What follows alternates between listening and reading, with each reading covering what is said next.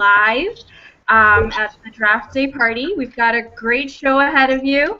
We've got so many people to get to know them. So we're going to start off with Caleb, who's in Tennessee. We're going to start then James. He's in Atlanta. Then Crystal's in California. Myron's in Chicago. TJ, where are you at? Oh, actually, I'm in Arizona also. Sorry. I'm in Florida. Arizona. Dylan is in California, and Steven, you're in Detroit, right? Ann Arbor. Yes, ma'am. All right. So without any further ado, we're going to start. So, Kaylin, you're up on the clock as soon as Seattle is done drafting their player. And with that, folks, good afternoon, WNBA and women's basketball fans, and welcome to the biggest party of the 2016 WNBA season, the 2016 WNBA 365 Network Draft Day Party, live and in full for the next 2 hours, going coast to coast across the WNBA and women's basketball world. As we mentioned again, we have a phenomenal group of people, folks, joining us this evening for today's program. Again, a lot of great people, as we said, that we have, been very fortunate to have been in contact with via Twitter, via Facebook, whatever the case may be. Just a lot of great people. I'm just going to say firsthand, before we do get into anything with the draft guys, of course, this event means so much to all of us here that work for the network, of course, to myself, Crystal, and Eric, and everyone else that is a part of this program that, again, you guys have been so willing to come on, take time out of your day, that you could be just, enjoying the draft at home and sending out stuff on Twitter, but for you guys to be able to come and really, kind of make this number go and take that next step to being where we would like to be. But again, a big thank you again to Steve, to TJ, to Myron, to Crystal, James, Caleb, and Anella, and all of our special guests that will be joining us, folks. Again, coming up momentarily again, folks, we will, of course, be going live to the Seattle Storm and their first draft pick. The live stream for ESPN and ESPN.com just went live, and we'll get to one quick right into the live chat box, folks, from our good pal Steven Anderson from Project Spurs and a fellow writer from the San Antonio Stars, who says, watching my fellow Stars Hoops colleague Anella do her thing with a happy face emoji. So there we go. By the way, folks, all of the social media information is across the network Twitter timeline. If you want to get directly to the network on Twitter, it's at WNBA365 with the hashtag WDraftParty. Everyone else has their information in some capacity on their Twitter handles or what have you. But of course, folks, right now we are still awaiting the first overall pick, which will be done by the Seattle Storm. Just in case you folks need to get a quick refresher about today's first round order, again, pending any maculations of trades or whatnot. Right now, your pecking order for picks 1 through 12 will be Seattle, San Antonio, Connecticut, and Connecticut rounding out 1 through 4, Dallas, Los Angeles, Washington, Phoenix, Indiana, Chicago, Atlanta, and New York rounding out the first round order. And, of course, everyone with Seattle Storm on the clock, coming off of another rough season for Seattle. Of course, Sue Bird doing her best to really keep this team afloat, and of course, as we all know, everyone else, sadly, the great Lauren Jackson finally announcing her retirement after a few really rough years for LJ, playing those last couple years hurt. And for Seattle, of course, they have back-to-back first-round picks against Seattle last season, finishing in 5th place in the WNBA Western Conference at 10-24 last season. Kind of a rebuilding year with Jenny Busick now taking over at the helm of the team for the head coaching position, and a team that I believe is going to be hopefully we'll be back sometime in the big picture in a couple years, and I think that with them having the back-to-back picks definitely helps this team going forward, because obviously I think their big problem has been age factor. They brought in a lot of veteran players, and of course trying their best to really get that roster age down, and something that they have lacked a little bit has been roster depth, and as we said, again, back-to-back first-round picks. But again, still awaiting that first pick. But again, Seattle Storm on the clock, and as pretty much as every draft projection so far today has been going with Breanna Stewart as the penciled-in number 1 pick for the 2016 draft. But again, Seattle on the clock right now going forward. And Anella, as we do wait, though, I guess, for Seattle's pick, I guess, I would probably just ask everybody real quick, what is the draft day storyline though for everybody right now? We'll go around the perimeter real quick, just get to everyone's point of view. Anela, what is in your mind the big draft day story though in your mind? What San Antonio is going to do with that #2 pick, because I feel like that will influence everybody else. And Dan Hughes has been pretty unpredictable since last season. So, I mean, people think that they're going to select Mariah Jefferson, but honestly, we don't really know at this point. It could be Ariel Powers. It could be Rachel Banham. It could be Morgan Tuck. We really don't know. So I'm excited, and that's one of the draft day storylines that I'm looking forward to. All right, guys. So right now, Lisa Borders is approaching the podium right now. We'll take a We'll stay right here and wait for the first selection as Lisa is pretty much welcoming everybody to the draft. Of course, this year, again, the draft being held, folks, from the Mohegan Sun Arena in Uncasville, CT, home of the WNBA's Connecticut Sun.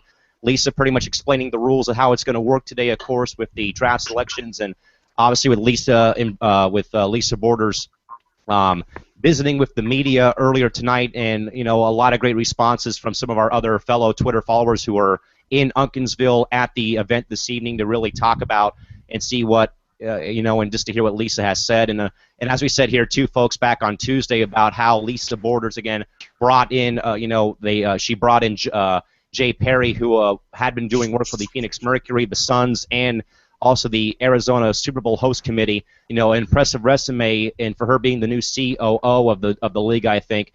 And that it's a good mixture of president and someone that is going to try their best to market the WNBA as best as they can. So again, Lisa Borders, again, just giving right now, just introducing herself and getting everyone ready to go. So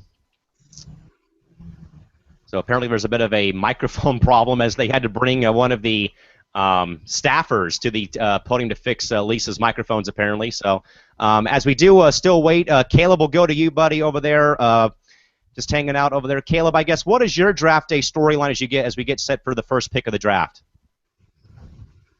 Oh.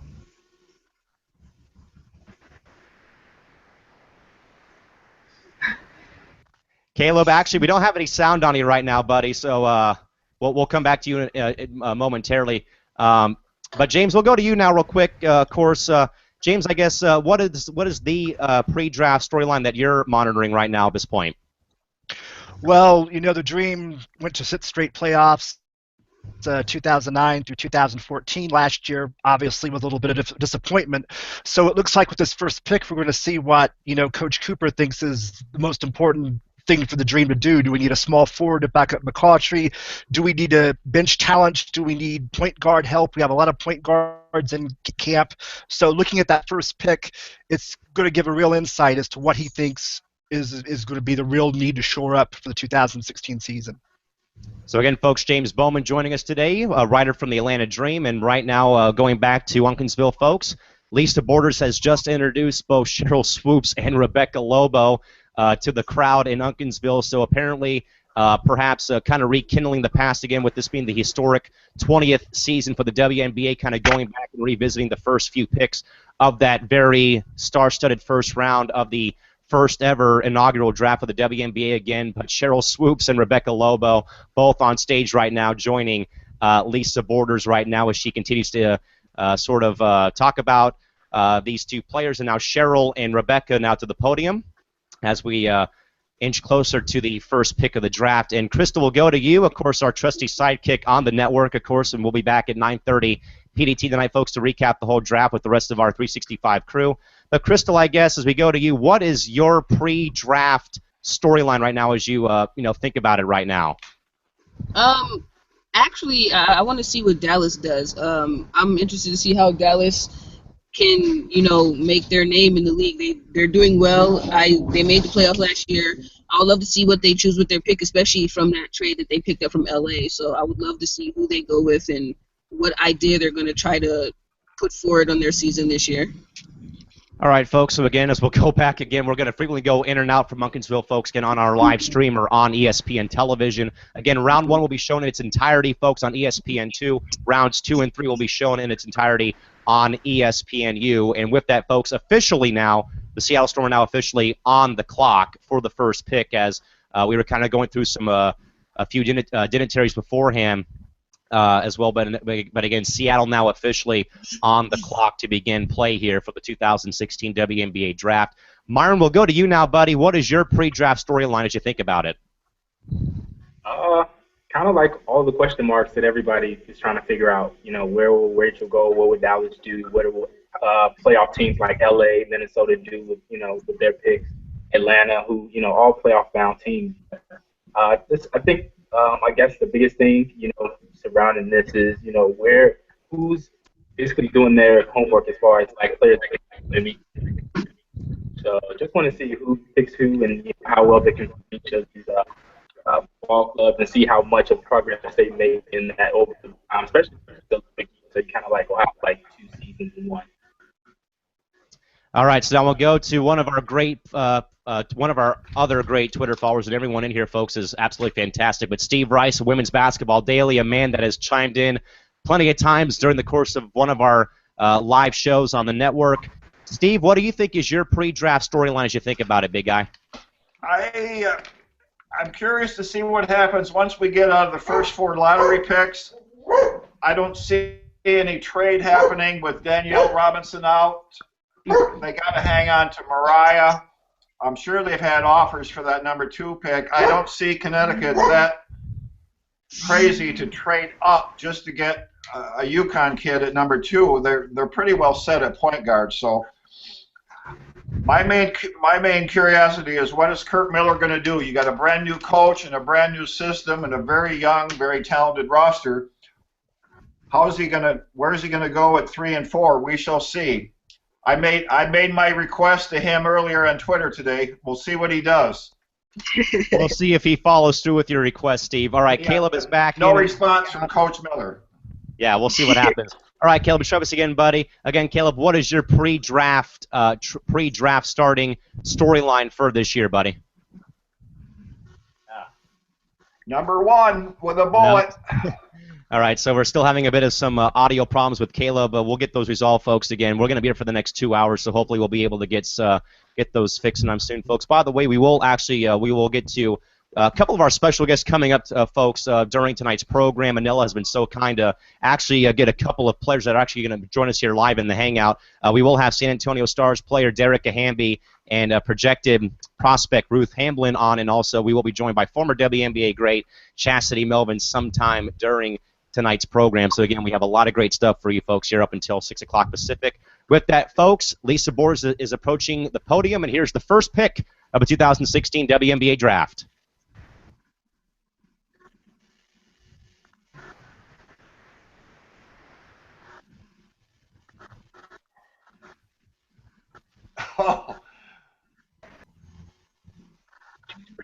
Oh, they're showing 3 blocks and 1 play. Oh, that's nasty. She is incredible. All right. All right, guys, before we do get to the pick, we want to say hello to one of our other great Twitter followers and someone that we also owe a lot of credit here for on the network. That is Albert Lee joining us from our nation's capital in Washington, D.C. Albert, good evening, buddy. Good to see you. How's it going tonight? Traffic sucked a little bit. It was a long trip driving from Tyson's, where I work, over to Loudoun County, Virginia, which is where I live. But glad to be here, and I already now see that Breanna Stewart's now the number 1 pick, it looks like. So yeah. Albert, we are very grateful to have you aboard here on tonight's program. So again, folks, as you just saw on ESPN, announcement made. It is official. Breanna Stewart to Seattle, number 1 overall pick. Again, the second street of the Storm own the back-to-back pick. They have gotten perhaps another diamond in the rough going forward with this. But again, Breanna Stewart officially to the Seattle Storm as of right now. And we'll now throw things over to Anela, who is now going to be next for San Antonio. Anela, take it away. Hey, Kaylin, it's Anila, not Anila. As often as I screw up names when I do hockey games and stuff, but, I figure it's going to happen sooner or later. But, hey, ball over to you. It's all you. All right, so the San Antonio Stars are pretty interesting. I mean, last year they underperformed. Daniel Adams got suspended for a drug violation, or something like that. They didn't really make it clear. And so the stars for this pick, everybody thinks it's going to be Mariah Jefferson because of Danielle Robinson's Achilles injury that happened recently overseas. So it's going to be interesting what the stars do. Jen Hughes is unpredictable. I mean, I don't know. He could trade the pick as soon as he gets it. So it'll be interesting to see what aspires. So I'm just hoping for the best player available, which is Mariah Jefferson. I think she could do really well against Danielle Robinson, and it could be a lot of fun. So Stars fans have something cool to look forward to. So now we're just waiting for the pick. Yeah, we are definitely playing the waiting game, folks. Again, San Antonio now on the clock. Again, the Stars last season. Sort of that transition year, guys, as we already had kind of articulated, of course, with them losing Becky Hammond and seeing kind of seeing the the kids sort of taking a very rough go for those kids down there last season. San Antonio 8-26 last season. Also in a year where they were not playing at AT&T Center due to the renovations being done at AT&T. They were playing, of course, at Freeman Coliseum. So Anila, as you already said, though, again, possibility again. Whenever though I think about the Stars from last year's draft, I just remember them, sort of being robbed by Bill Laimbeer in New York at that number 8 spot. Brittany Boyd was drafted to the Stars, but of course that trade sends her rights to the Liberty last season, which I think really could have helped that Stars team last season. So I think what is I just want to probably ask, what is like the probably with Jefferson already going there. But is it still, though, in the back of your mind, as it is with Stars fans, that, is it going to happen again where they might, have their pick stolen away again by somebody? I hope not, because the Stars fans would just want the GM to, like, I don't know, get fired. So I hope that doesn't happen. But you just, like I said, you just don't know. And there's so many options that you could choose. I really think Ariel Powers is going to be someone 5 years from the line where you're going to be like, oh, I wish we picked her second. Because even though Mariah Jefferson is the best player available right now, I think in 5 years, Ariel Powers will be that player. So I don't really know what goes on with picking. But I do hope for right now, though, I do hope that they pick Mariah Jefferson, and the waiting game continues. Yeah, again, folks, we're standing by waiting for Lisa Borders to make her appearance from backstage against San Antonio Stars on the clock. In San Antonio, 6th place last year in the Western Conference, 8-26 in a year of transition following the retirement of legendary WNBA player, now current Spurs assistant coach Becky Hammond going forward. But again, we're going to stand by, and it looks like we've got someone approaching. Well, no, it was only the person that was going to drop off the draft picks jersey to the podium, so we kind of got a little bit of a jumping the gun right there at this point. But again, we're standing by and waiting again, and we've had some pretty good interaction, folks, on Twitter more so with just kind of resharing the link. We'll get to some of the commentary later on in our program tonight. So if you're watching live, if you want to get directly onto the show in regards to interaction, please hit up our live chat box. We have 10 people viewing, so if you want to get any questions across to any of our panel members, hit up the live chat box, and we'll get right to you as soon as we can.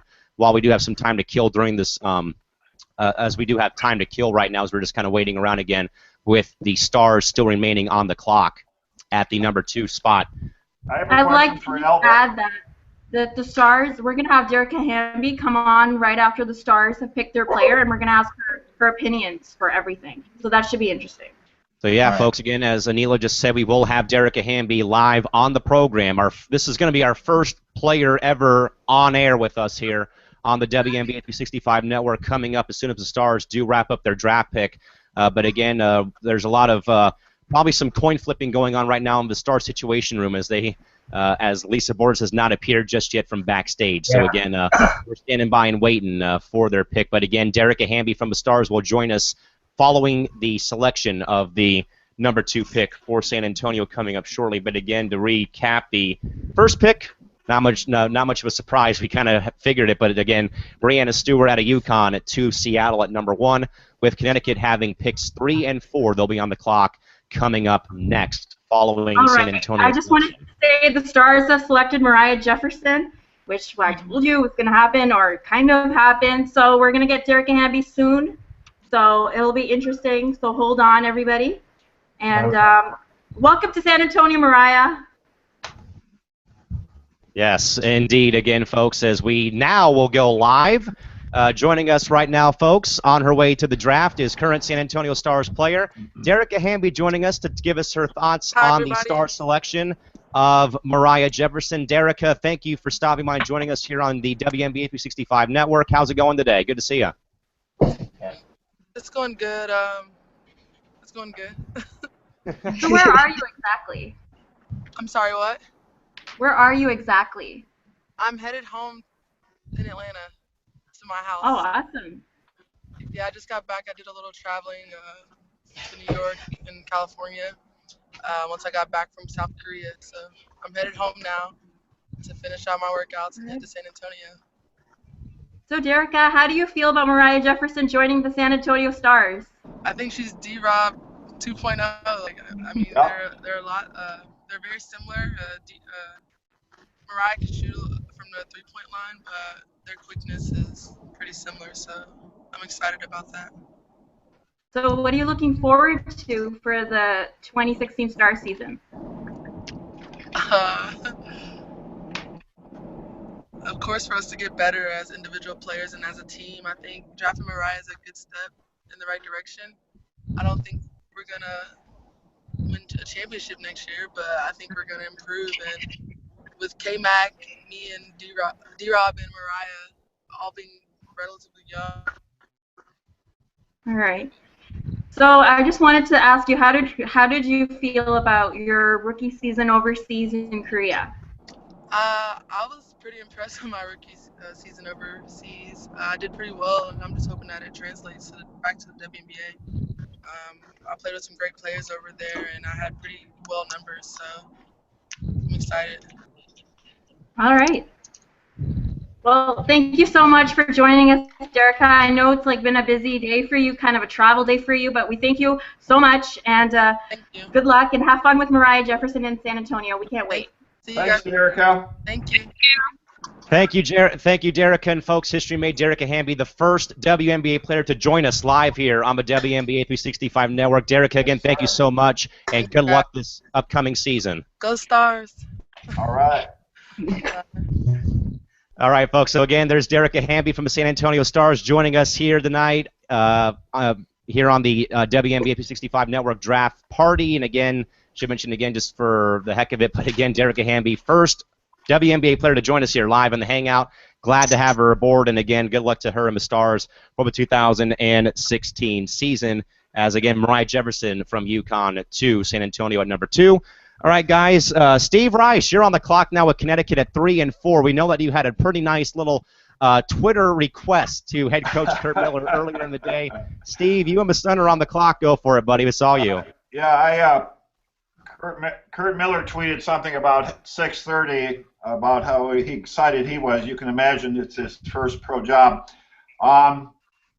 Obviously, the Sun have got a talented young roster. They've lost Allie Hightower for the summer. Kayla Peterson has taken the summer off. They've traded Liz Williams to Atlanta for that number 4 pick, so we're curious to see what they get for Elizabeth Williams. Everybody seems to think this is a logical destination for Morgan Tuck. I'm not 100% sold on that. I'm going to go with either Tuck and Courtney Williams or Courtney Williams and Powers. Not necessarily in that order. But I think Kurt Miller is looking for scoring, athleticism, and versatility more so than a lockdown defender of any kind. So we shall see. Are they up soon? All right, Morgan Steve. Tuck, Yeah, number 3. Morgan Tuck. and I think TJ wanted to say something because he was pumping his fist Go, about TJ. UConn. Go, TJ, what is it, TJ. buddy?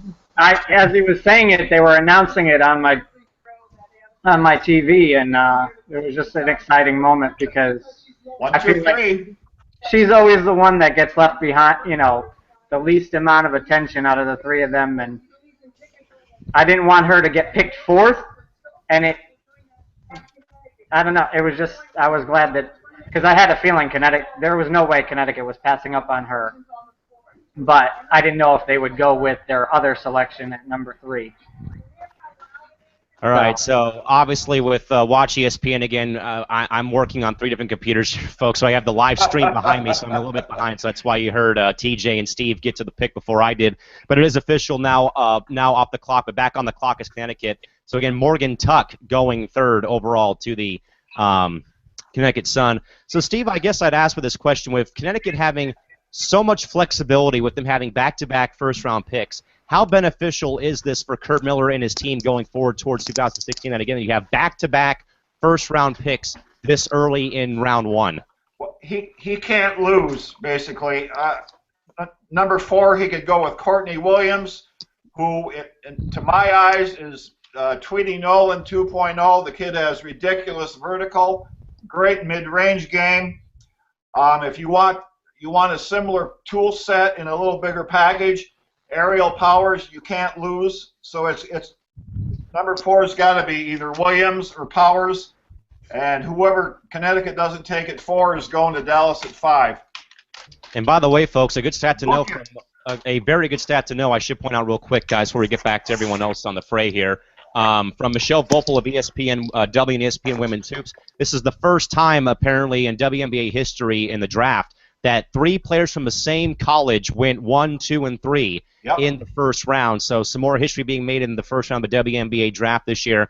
So again, Connecticut back on the clock at number 4 again. So you heard Steve again lay it all out there again. So again, as Steve also pointed out, though, folks, and Steve, I think you're right, this is a win-win situation for the Sun. There is no lose-lose because again you have back-to-back first-round picks. But I would probably ask Steve in regards to how Connecticut, they got off to a really good start. Then that injury bug, my goodness gracious, seemed to just, bite everybody in sight. So I guess, Steve, how important is it, though, that Connecticut gets off to that right start, though, but hopefully staying healthy throughout the course of the season? Well, obviously health is an issue with 12 teams. I'm most interested to see what kind of system. I saw a lot of Bowling Green games when Kurt Miller was there, and he definitely likes to go up tempo, and he's looking for perimeter scores. I'll be shocked if he went with, say, Banham at number 4. To my eye, that's a bit high. I compare Banham to Maggie Lucas 2 years ago, who went number 21, and had a similar career at Penn State. So I will be shocked if he doesn't go with Courtney Williams or Powers next, and then whoever he doesn't grab. I could see either Powers or Courtney Williams in a Dallas uniform. All right, so we're going to try for a 3rd time. Hopefully this will work out with Caleb again. Caleb joining us, by the way, folks, again from Knoxville. All right, Caleb, let's try this again, buddy. Let's hope this works. I'm crossing my fingers, man. What is your pre-draft storyline? Now, even though there were already 3 picks in, but what is your draft day storyline, though, as you think about it? Can you hear me now? There we go. Yeah. Got it? Gotcha. All right. I think my storyline would be where Talia Walton falls. Started off her senior season, it wasn't the best, and she ended it with a bang. So I'm really interested to see where she falls. All right. So again, Caleb joining us today, folks. Again, Caleb, but we're glad to get those audio issues fixed. Again, we've been dealing with some of those today during the course of the program, and we'll get all those kinks worked out. All right. So Steve, we'll go back to you as we still await the 4th selection from Connecticut. If there's anything else you want to talk about Connecticut for the season, go ahead and do so, because you are on the clock still. I would love to see Ariel in a Connecticut uniform, or Dallas for that matter. I've been watching the kid play since she was an 11th grader, so I am anything but objective about Ariel Powers, as you can tell from my Spartan lottery cap here. But again, Kurt Miller is in a can't-lose situation here. He's already got a terrific young, talented roster. Even losing Hightower for the summer, you're adding 2 kids at 3 and 4. He wants to go up tempo. He wants a lot of perimeter scoring. It's going to be a fun team to watch. It'll be interesting to see how quickly they gel, if they can get out of the gate fast like they did last year. But it's going to be a fun team to watch this summer. There's no doubt about that.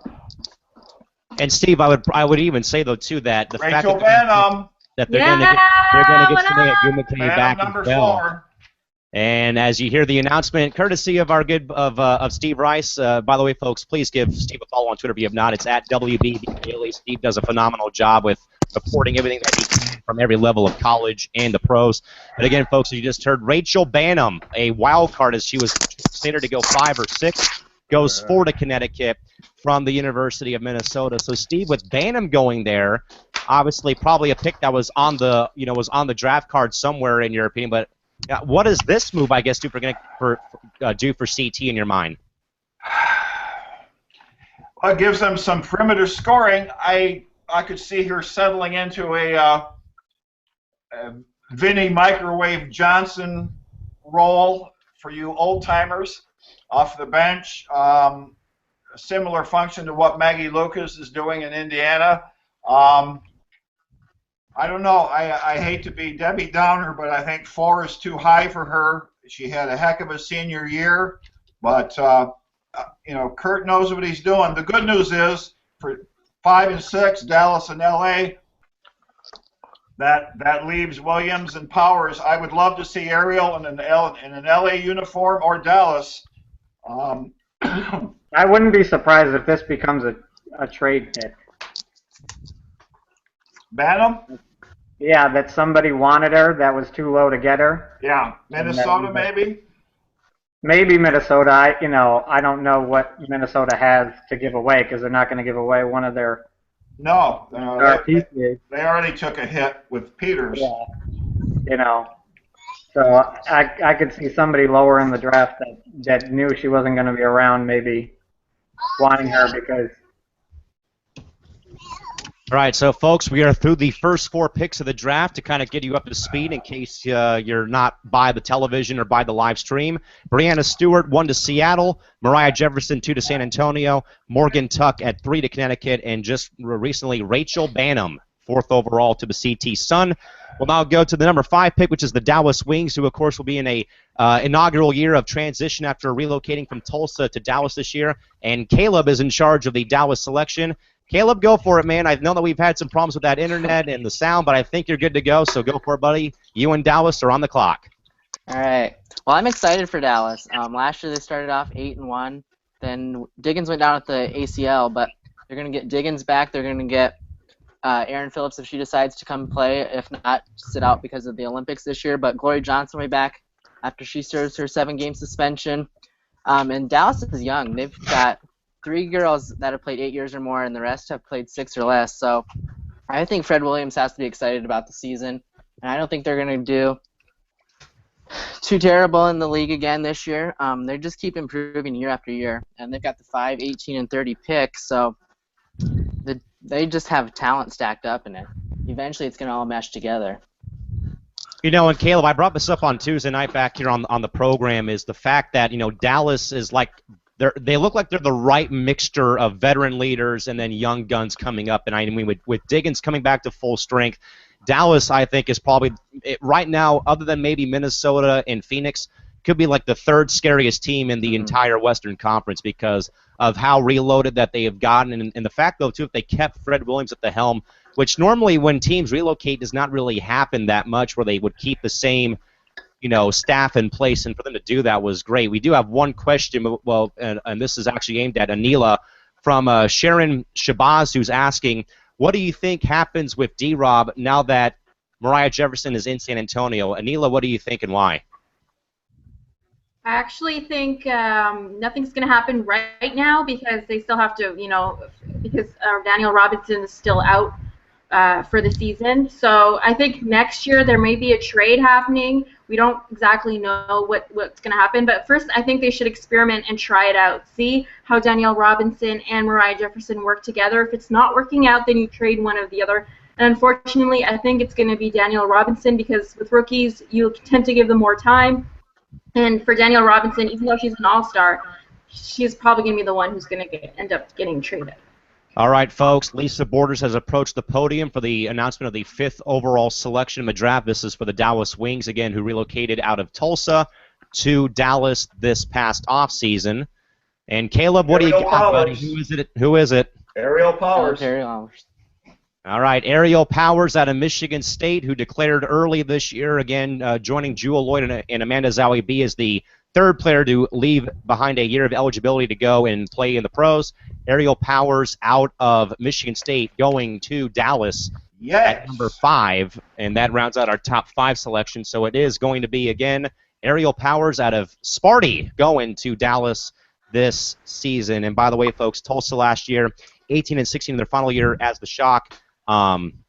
Did qualify for the playoffs, got beat by Phoenix in 2 games, but again, to Dallas this year, playing their games in Arlington, Texas, at the over there at the University of Texas at Arlington Arena. So, guys, we'll now go to the number 6 pick, which is held by one of only 3 remaining teams from back in the day of 1997, and in charge of the LA Sparks pick at number 6 is our good buddy Myron Crawford. Myron, LA, and yourself, you're both on the clock.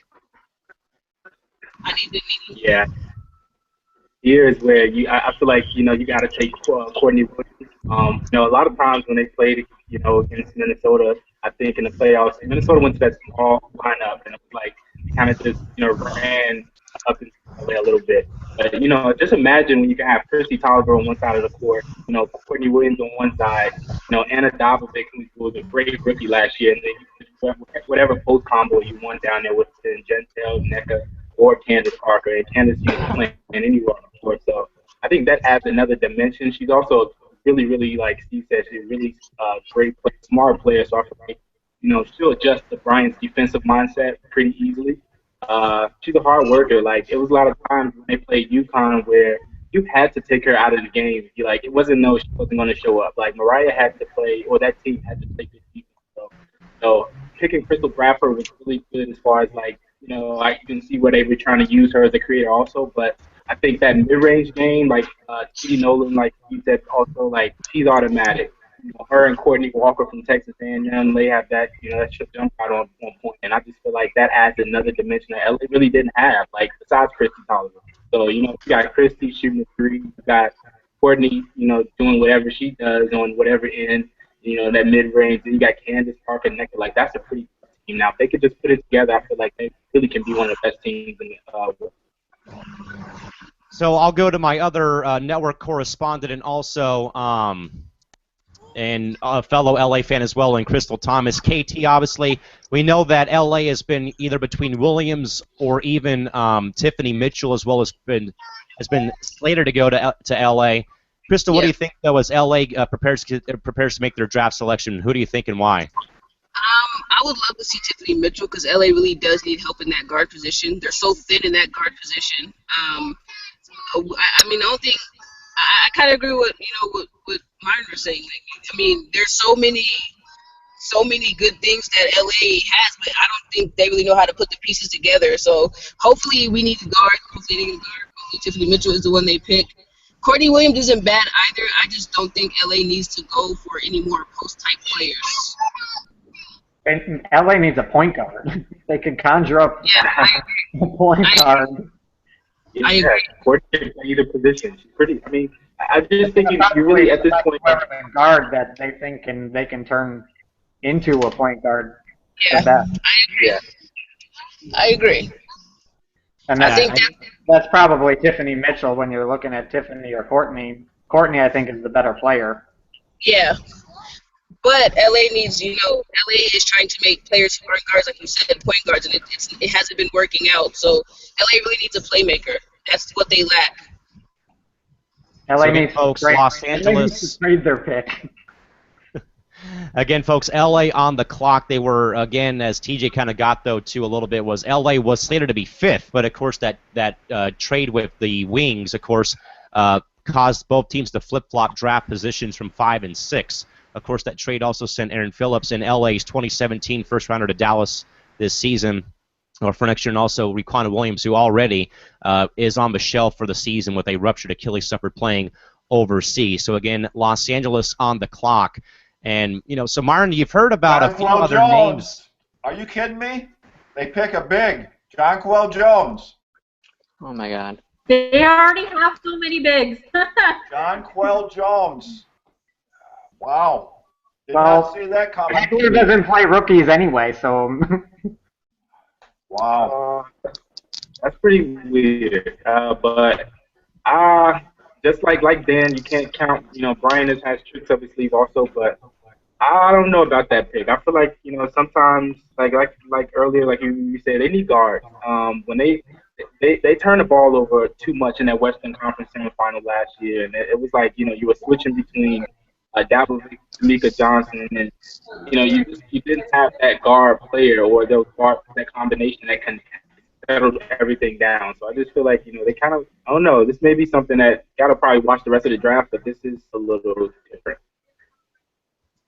So, folks, it is now becoming official on Watch ESPN, but again, Jonquel Jones, probably someone that was not slated to be this high, to Los Angeles at number 6, going there as well. And someone, I believe, though, just dropped in a pretty good, just dropped something nice from DJ. They're saying, and we'll start with Martin on this. Martin, they're saying or asking, is this a potential trade opportunity for Los Angeles? Yeah, absolutely. Now you have like maybe 4 or 5 bigs that can, play both the post positions. And, with Jonquel Jones, with Gentel Lavender, NECA, Kansas, like you got basically 2 front court tandems. So a lot of these teams like San Antonio that may need, bigs, or a team like maybe, I don't know, maybe Chicago. So, we'll see. It's a lot of. The draft is 3 rounds, thank God, and we can see this may be something really that's happening between the lines. So, Crystal, Jonquel Jones, but again, DJ just dropped in a little nice thing in the chat box. They're saying, is this a potential trade opportunity for the Sparks in your mind? I think it can be. I'm kind of upset that LA picked another post, but Jonquel Jones is a good player. I really would have loved to see a guard like Tiffany Mitchell get picked up, but it possibly can be. I mean, there's like he was saying, there's a lot of post players that can play really well on both sides of the ball. So hopefully, if it is a trade piece, hopefully they get something for her, like a point guard for Dave. But I guess we'll see what the front office is thinking with the pick. And folks, kind of our guest Twitter analyst on Twitter from Indiana Fever player Elijah Clarendon, who tweeted out, and this is also a pretty good stat to know, first player drafted out of the Bahamas is Jonquel Jones going to Los Angeles. So even more history being made in round 1 as well. And by the way, Anila's correspondent and colleague from the Stars, Steven Anderson, writes, could see Dan trading for Jones, but he's been known to surprise people. Who knows? What happens? But with that, guys, we'll now go to our resident Mystics correspondent, Albert Lee. Albert, the Mystics are on the clock. What's going on over there, buddy? They just took Copper. All right. Hopefully everybody can hear me. As everybody kind of knows, the Washington Mystics back in 2013, after they missed out on the top 3 picks in the draft, I mean, yeah, things were looking pretty bad and pretty dire. Fortunately, we have Mike Tebow as the general manager and head coach. He has built the roster with homegrown draft picks. I believe 7 of the players on this current roster are they were drafted by Mike Tebow, and it looks like now they're actually on the clock on Watch ESPN. So let's see who they draft. Yeah, I'm watching it live. They took Copper. They took Kalia Copper. Okay. Wow. Okay. I don't know too much about. I'll just be upfront and say I didn't follow too much of the women's college game this past year. One, I am on the Wizards SB Nation site. We had a pretty dramatic season. I won't get into that. But the Mystics this past off season, they haven't made many off season moves, and it's not because they weren't trying. It's because Mike Tebow has the confidence in the players he's drafted since 2013, whether it's Emma Mieseman, who is poised to become the franchise player of the future. You have Taylor Hill, I know she was the 4th pick in the draft, but it looks like she may very well come along this season and have a chance to start this season. Tiara Ruffin-Pratt, she was undrafted in 2013, and last year she was starting most games at the small forward position. It looks like Kalia Cooper could also be in that mix at the 3, perhaps. Then in 2014, we drafted both of the the UConn duo of Bria Hartley and Stephanie Dolson. And Dolson, of course, became an All-Star last year, and she may have an outside shot to make the Olympic team this year as well. And last season they drafted Natasha Cloud from St. Joe's, ended up being a starting guard for them midway through the season, and of course Ali Malat, who spent some time both with the 3 and the 4. There's a lot of talent on this team that is homegrown by Mike Tebow, and that is one of the main things that he wanted to do since he came to Washington. I know they don't have that number 1 or number 2 superstar pick, and I've said that over the years time and time again. But the one thing that I can definitely give Mike Tebow credit on over these last 4 seasons is that he has built this team to be truly his own. There is now a nice young army of players for the Washington Mystics, and whoever they draft this year, they're going to be fitting into that mix as well, and that's something that we should be proud of in Washington D.C. Phoenix's pick is coming in. All right, guys, so the next pick up is the Phoenix Mercury, of course, who were ousted in pretty controversial fashion, and TJ is on top of the Phoenix pick. TJ, what do you got for us, buddy? I think it's going to be Courtney Williams. And he calls it. So officially, folks, thanks to Lisa Borders for announcing with the Phoenix Mercury going forward with their future. I did not think she was going to fall that far, and so he's the player I wanted. So there you go again, folks. Courtney Williams to the Phoenix Mercury. Of course, the Mercury last season, 20-14. And TJ, I guess, as you look at the Mercury now they got Courtney Williams, along with Taurasi and Taylor, who are back for a full season. Holy cow, man. This is going to be a really scary Phoenix team. But what does this draft pick of Williams do for Phoenix in your mind? I think it gives them a 3-point shooter to put on the wings with, for Griner, because all you need to do is have people around the, that 3-point arc to create spacing for Griner, and somebody for the future to take over, because unfortunately Diana can't play forever, and neither will Penny Taylor. So I think it's a great pickup, and it's somebody who can learn from Diana and handle the point like she can. So I think it's a great pick, and I'm shocked that the Connecticut Sun passed on her, honestly, because I thought she was going to go either 4 or 5 to them. And by the way, folks, I just saw the Courtney Williams go and approach Lisa Borders, and man, oh man, those 20th season jerseys for LA, Phoenix, and New York are going to be pretty sick. But again, the Mercury select Courtney Williams out of South Florida as their number 7 pick in the draft, or 8 pick, I should say. Followed now by number 9 with the with the Indiana Fever now on the clock. And Crystal Thomas is in charge of the Fever. KT, you and the Fever are on the clock. Go for it. Yes. Honestly, I think the Fever needs to gear for the future. Everybody knows discount. That fountain pop costs them next to nothing. It's the most profitable thing there. Right now, they need to find a position that can match. Well, not really match, but find a position that they'll be needing after Timothy Catchings retires. But I would say that would be an Aerial Powers type of player, but Aerial Powers is gone, so now I don't really have any idea. So, folks, to kind of get you caught up to date right now on the first 8 selections of the draft, again, Brianna Stewart, number 1 to Seattle, Mariah Jefferson, 2 to San Antonio, and then 3 and 4 picks for Connecticut were Morgan Tuck and Rachel Banham going forth. Aerial Powers at 5 to Dallas, Jonquel Jones to Los Angeles at 6, Kalia Cooper at 7 to Washington, and Courtney Williams at 8 going to Phoenix. And right now, Indiana is on the clock. And as Crystal said, though, obviously gearing up for the future is a pretty big thing for Indiana to do this season. Of course, with this being Tamika Catchings' final season as the franchise star of that team. And Chris, like I said, though, KT, with them gearing up for the future, I guess, and also I think it's important that they're building off of a year, though, of transition, but a year where no one really was expecting them to go very far. But I would probably ask, though, how do you think, though, that Indiana really I kind of would probably ask about them, hushing the critics about them or about their season last year with so many, very low expectations in them, going all the way to the finals last season. Yeah. You know what?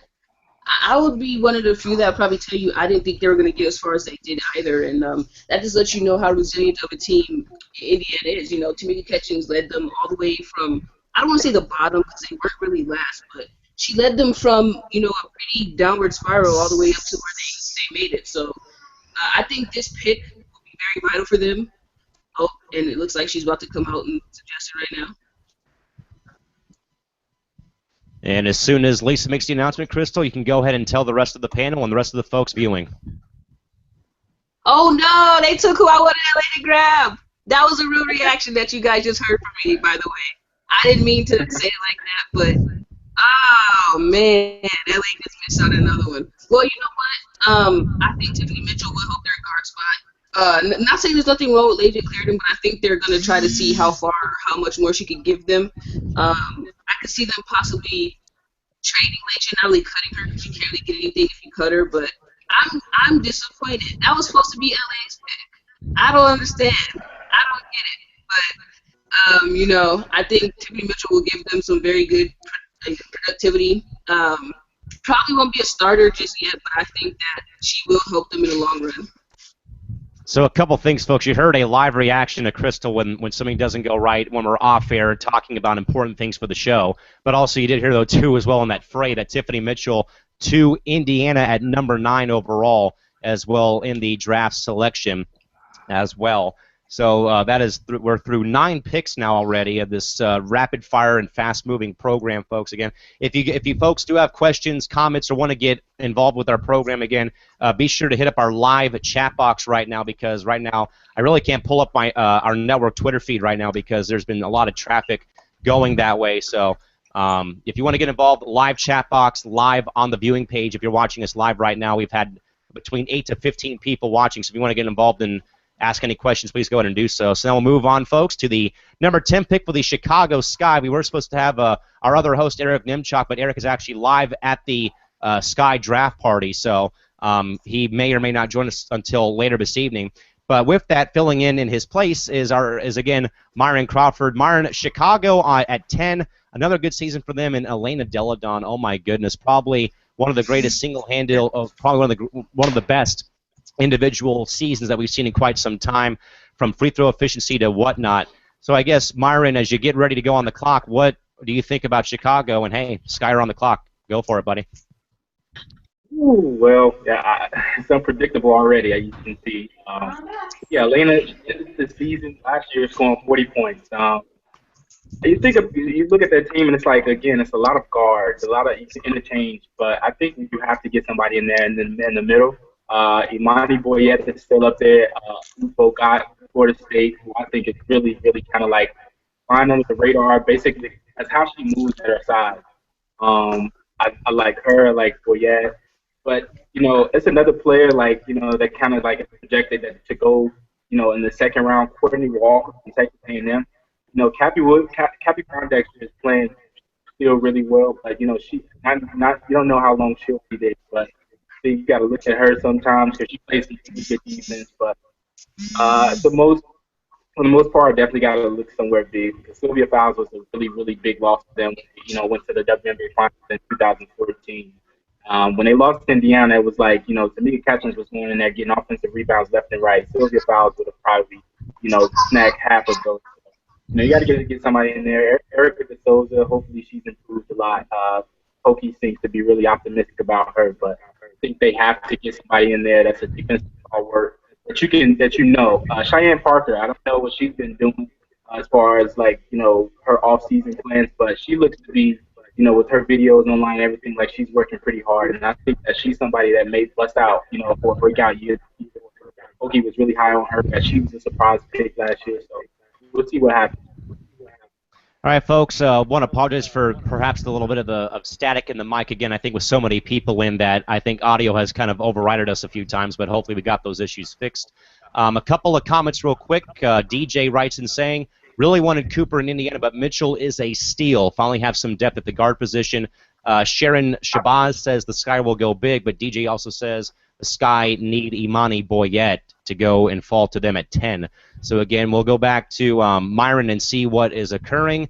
Again, right now, at least on my side of the story from my feed, again, Chicago still on the clock.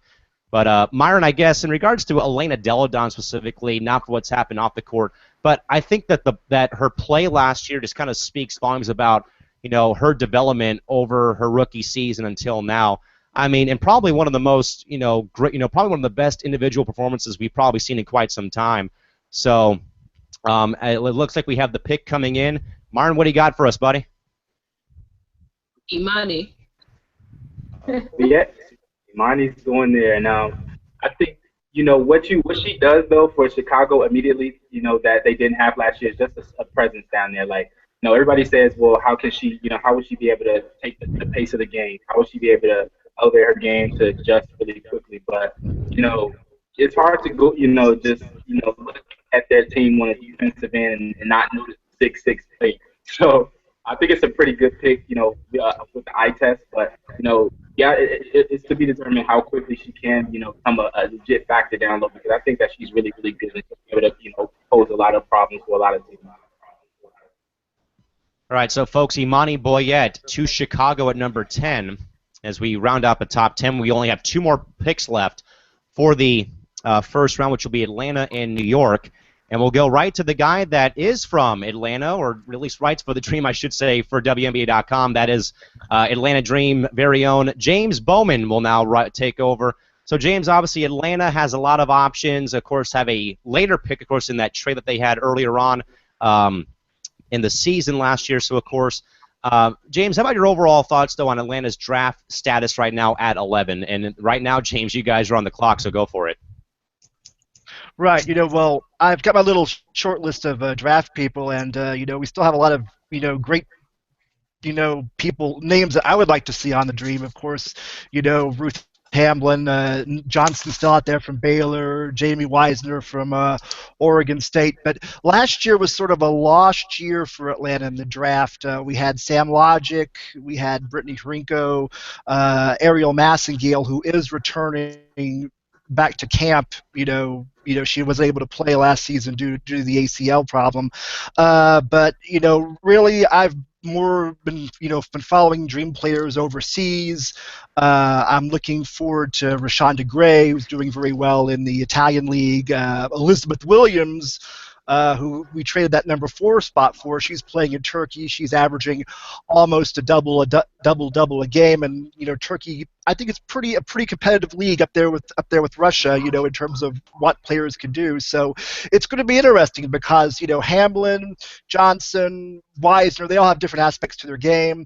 Hamlin, of course, with the block shots, Johnson with the great assist turnover ratio, Wisner, a great outside shooter. It's going to be very interesting to see who Atlanta picks with this spot.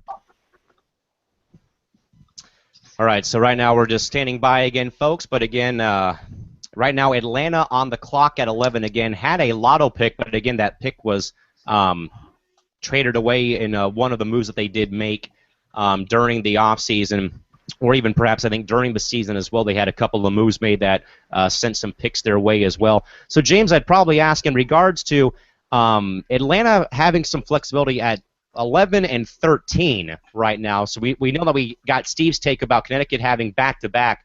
But what about, 2 picks, in a pretty quick span, though, for Atlanta? How beneficial is that for them, though?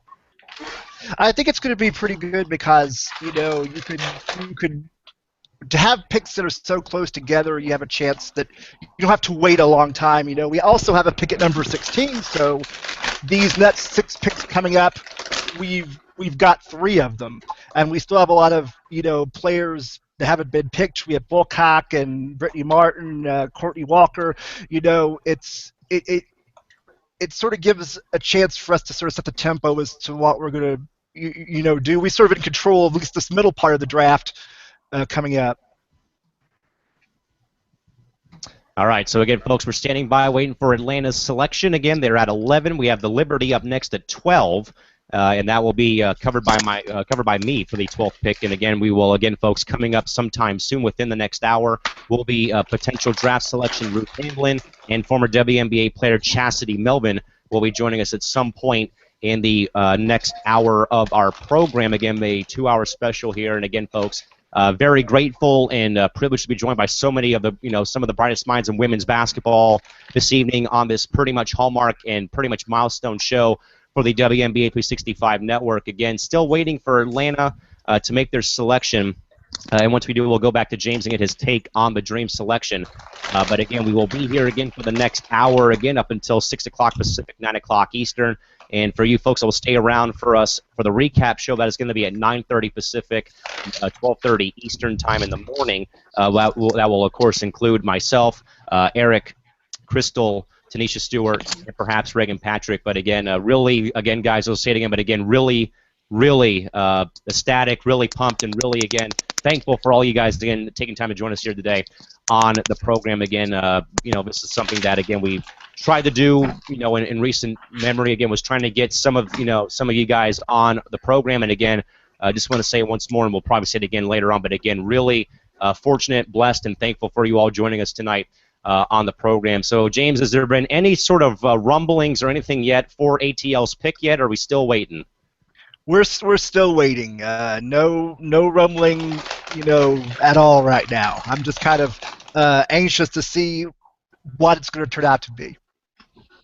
All right, folks, so we'll stand by and hang tight again. Atlanta again at 11, followed up by the New York Liberty at 12, and that will officially end round one of our draft. But again, folks, for you folks just joining us, or if you've been with us again, this is the second full hour of the 2016 WNBA 365 Network Draft Day Party. We've been joined by some of the brightest and greatest minds in women's basketball, from beat writers to freelance writers to two of our own here from the network with myself and Crystal Thomas again.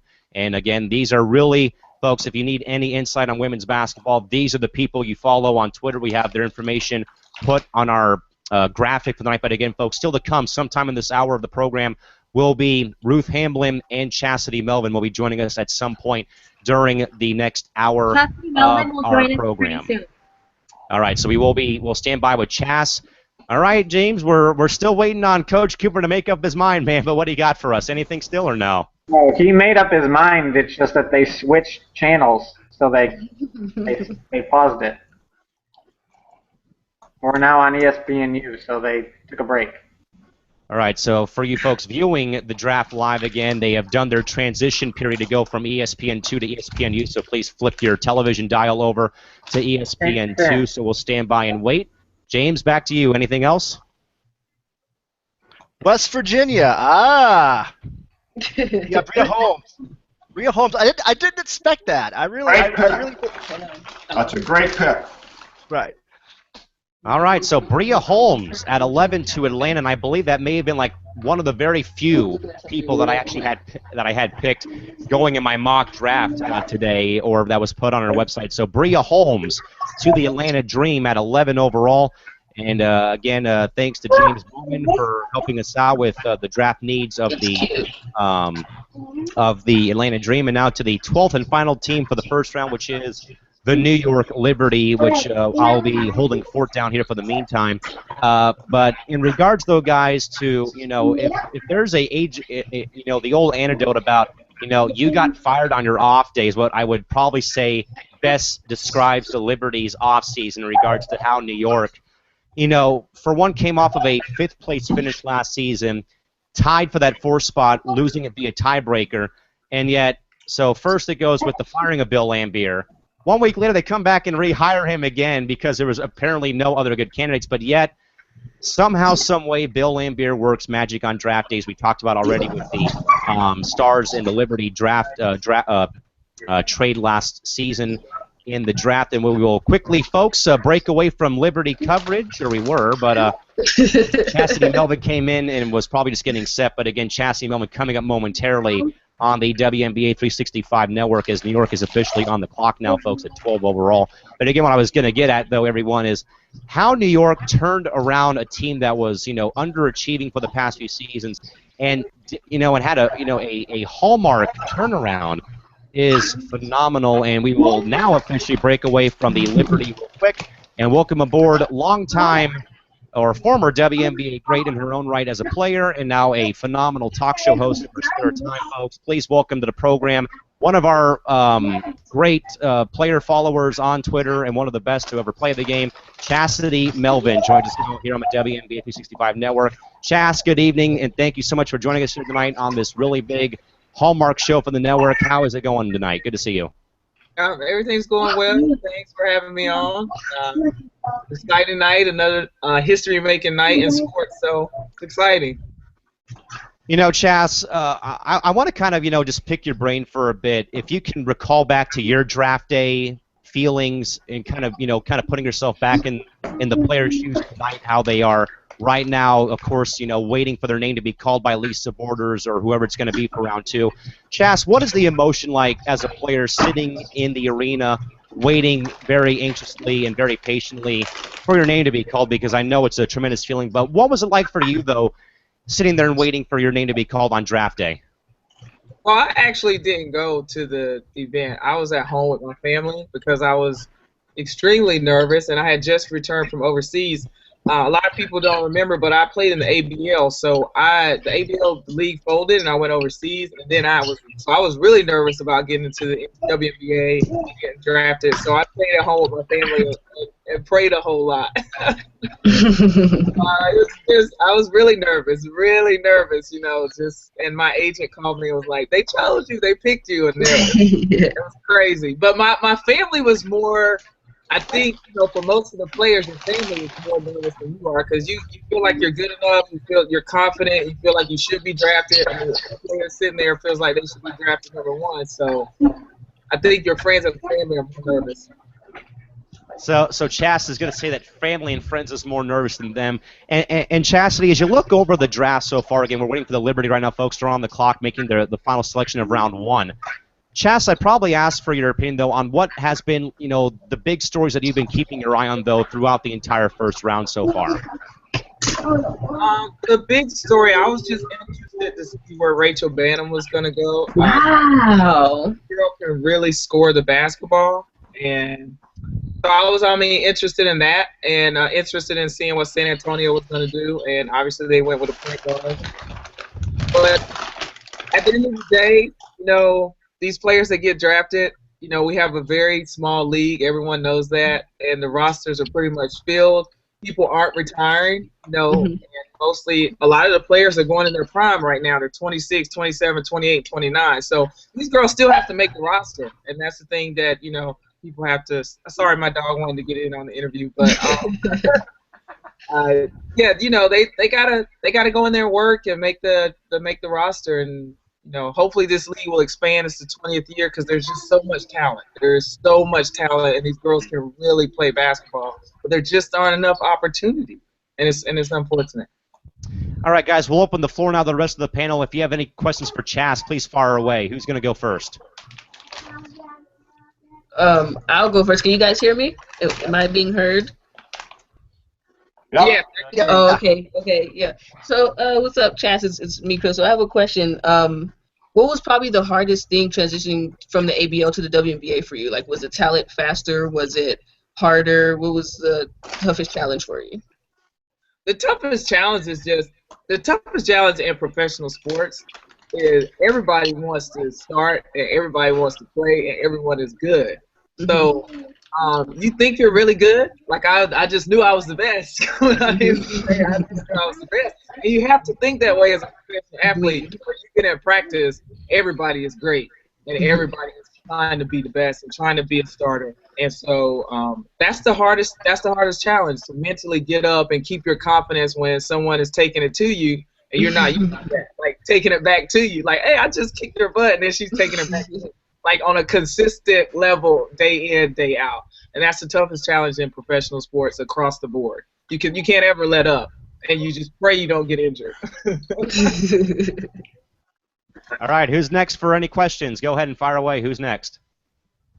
Hey, Chastity. I just want to know, like, the draft has been already, like, I consider the first round has been a lot of surprises. What is one of the biggest surprises you've seen so far, as far as the first round? As a player, I don't really think there are that many surprises. I felt like UConn players were gonna go for 1, 2, 3. I felt like, that's kind of like a no-brainer. it's not just the talent level with UConn players, but I think most of the coaches understand, and from the players that I play with at UConn, this is not a nod on any other player. There are a lot of great players, but they are, for the most part, more professionally, more pro-ready, I think. Just the way Gino, treats them. He treats them already like they're a professional, and they have to play at such a high level that they're as close to it as they can be coming from college. And so, for me, there weren't that many surprises. I'll be more surprised when the final rosters are done in the WNBA. That's when you can come ask me, hey, what are you surprised about? And then I can tell you what I'm more surprised about. All right, anyone else with questions? Go ahead and fire away. Who's next?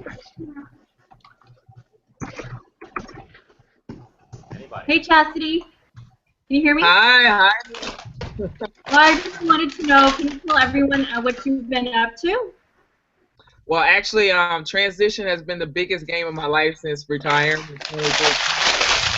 The most difficult game. But I've got my life coaching certification. I specialize in working with athletes, different things that they will encounter in pro sports, but not limited to that. But I love working with young women and empowering them and inspiring them. I wrote a book, and it will be published in May. So I turned 40 May 3rd, and I look at these kids getting drafted, and I think about draft day and my pitches, and it just everything goes by so fast. So they really have to just enjoy the moment. But other than that, camps, clinics, that's basically what I do right now, and I would like to coach someday in the WNBA professional ranks. So I'm just waiting for my opportunity to get drafted. All right. Anyone else with questions? Who's got questions? I actually have one more question. Who is the biggest trash talker you ever faced in the league? Yes, that's what I wanted to know. The biggest trash talker? The biggest trash talker is Diana Taurasi. I knew that was going to be the answer. I mean, hands down. And she amazes me. It's funny because I wasn't a trash talker. People got mad at me because I was kicking their butt and I was smiling on the court. That also made my coaches mad. But it's kind of like Michael Jordan had the tongue thing. Like ever since I've been playing, I'm always smiling. Unless I'm really, really angry. But I would kick somebody's butt and be smiling and talk to them at the game. Like, hey, you got me one play. I'd talk to them during the game. That was a good shot. I'd say something like that. Like, wow, that was a good move. And I would do that with Diana. Like, I remember a couple times playing with her. She'd hit me after I scored. She'd push me going down the court. Like, she'd say some words to me like, that was a damn good move. Stuff like that.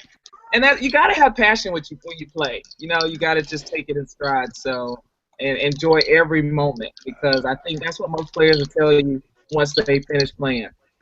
Like, you don't get those times back. So that's what these girls really have to understand, and nothing replaces it. Nothing replaces that.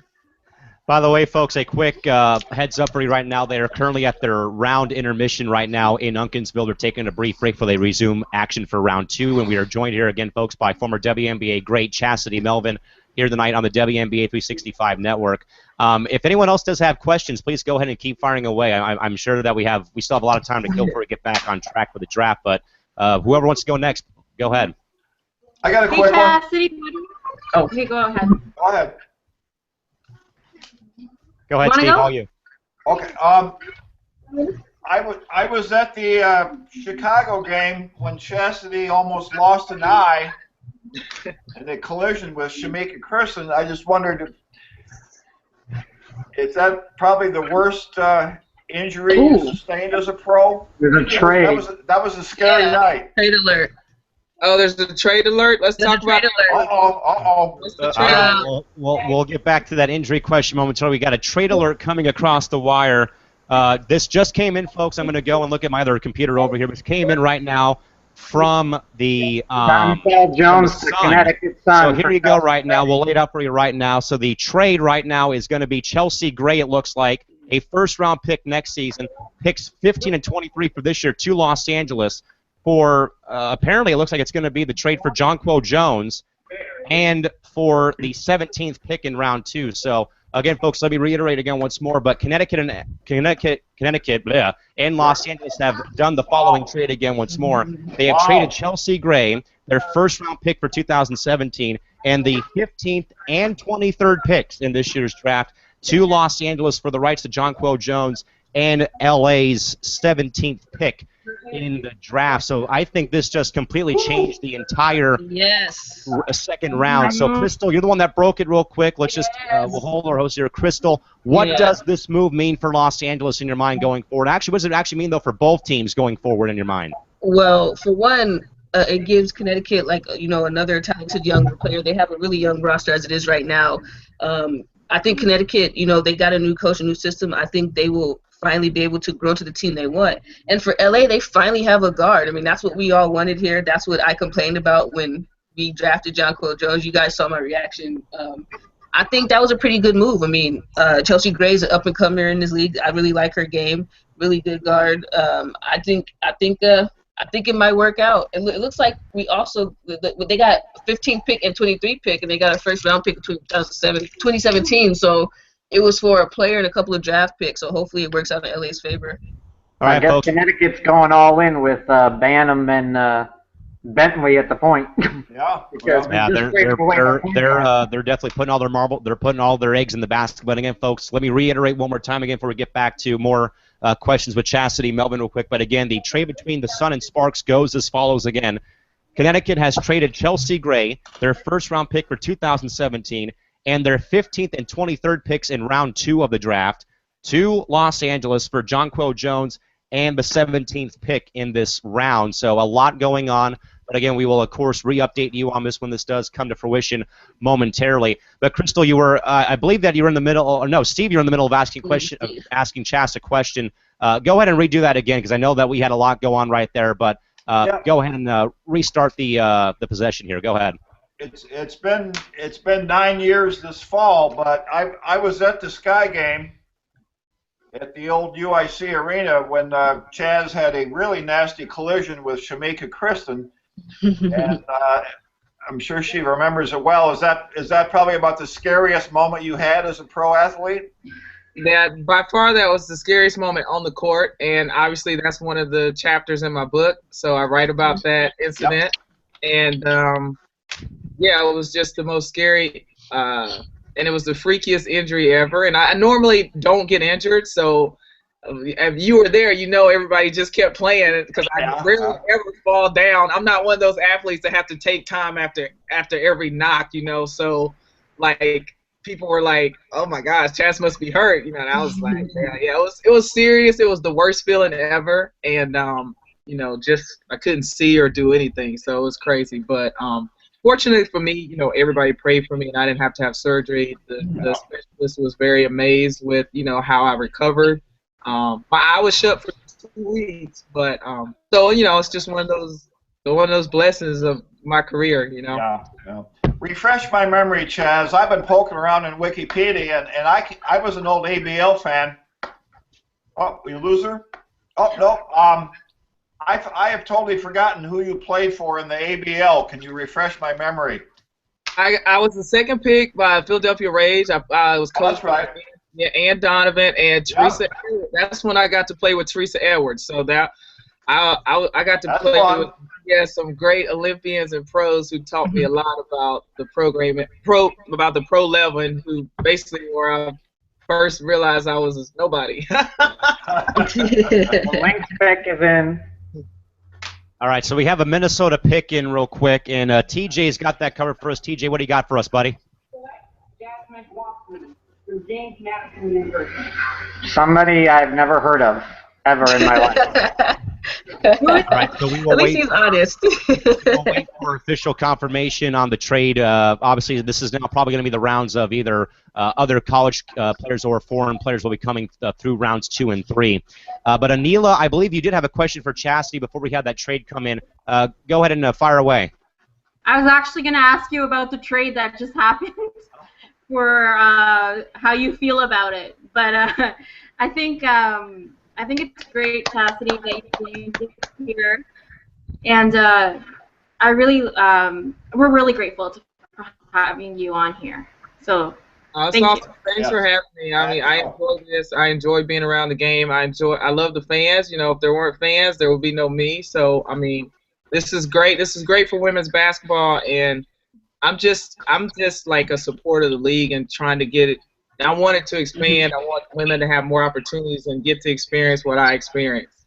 So, but I'm glad LA made. I like LA's trade. They definitely need a point guard. I was kind of confused. Definitely. You know, you just can't have so many players in the same position in the pros. That's a headache for the coaches and the players. So, and there's only one basketball at the end of the day. Exactly. There's only one ball, exactly. All right. Like if anyone has any like last minute questions for Chas, this is your time to go ahead and let him fly. Who's left?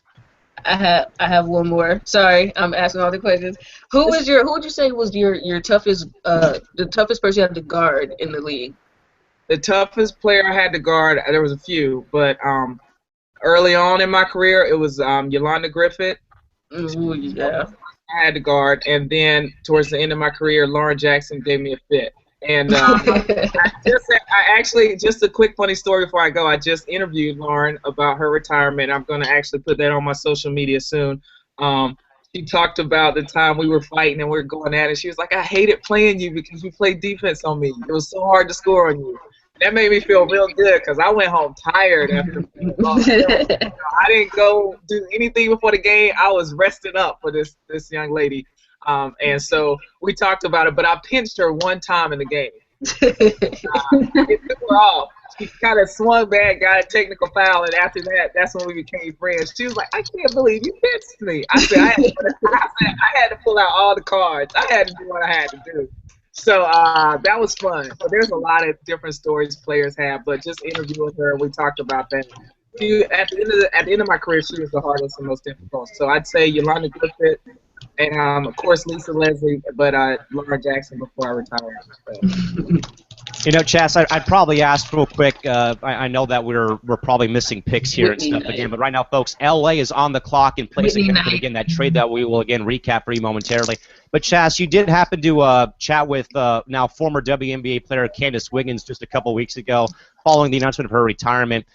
Chas, you know, when you see a player like that go out on their own terms in that way, and obviously, you know, perhaps not having the love for the game, you know, but seeing them go out, you know, on their own terms, I guess, you know, probably different than someone having to retire because of injury or what have you.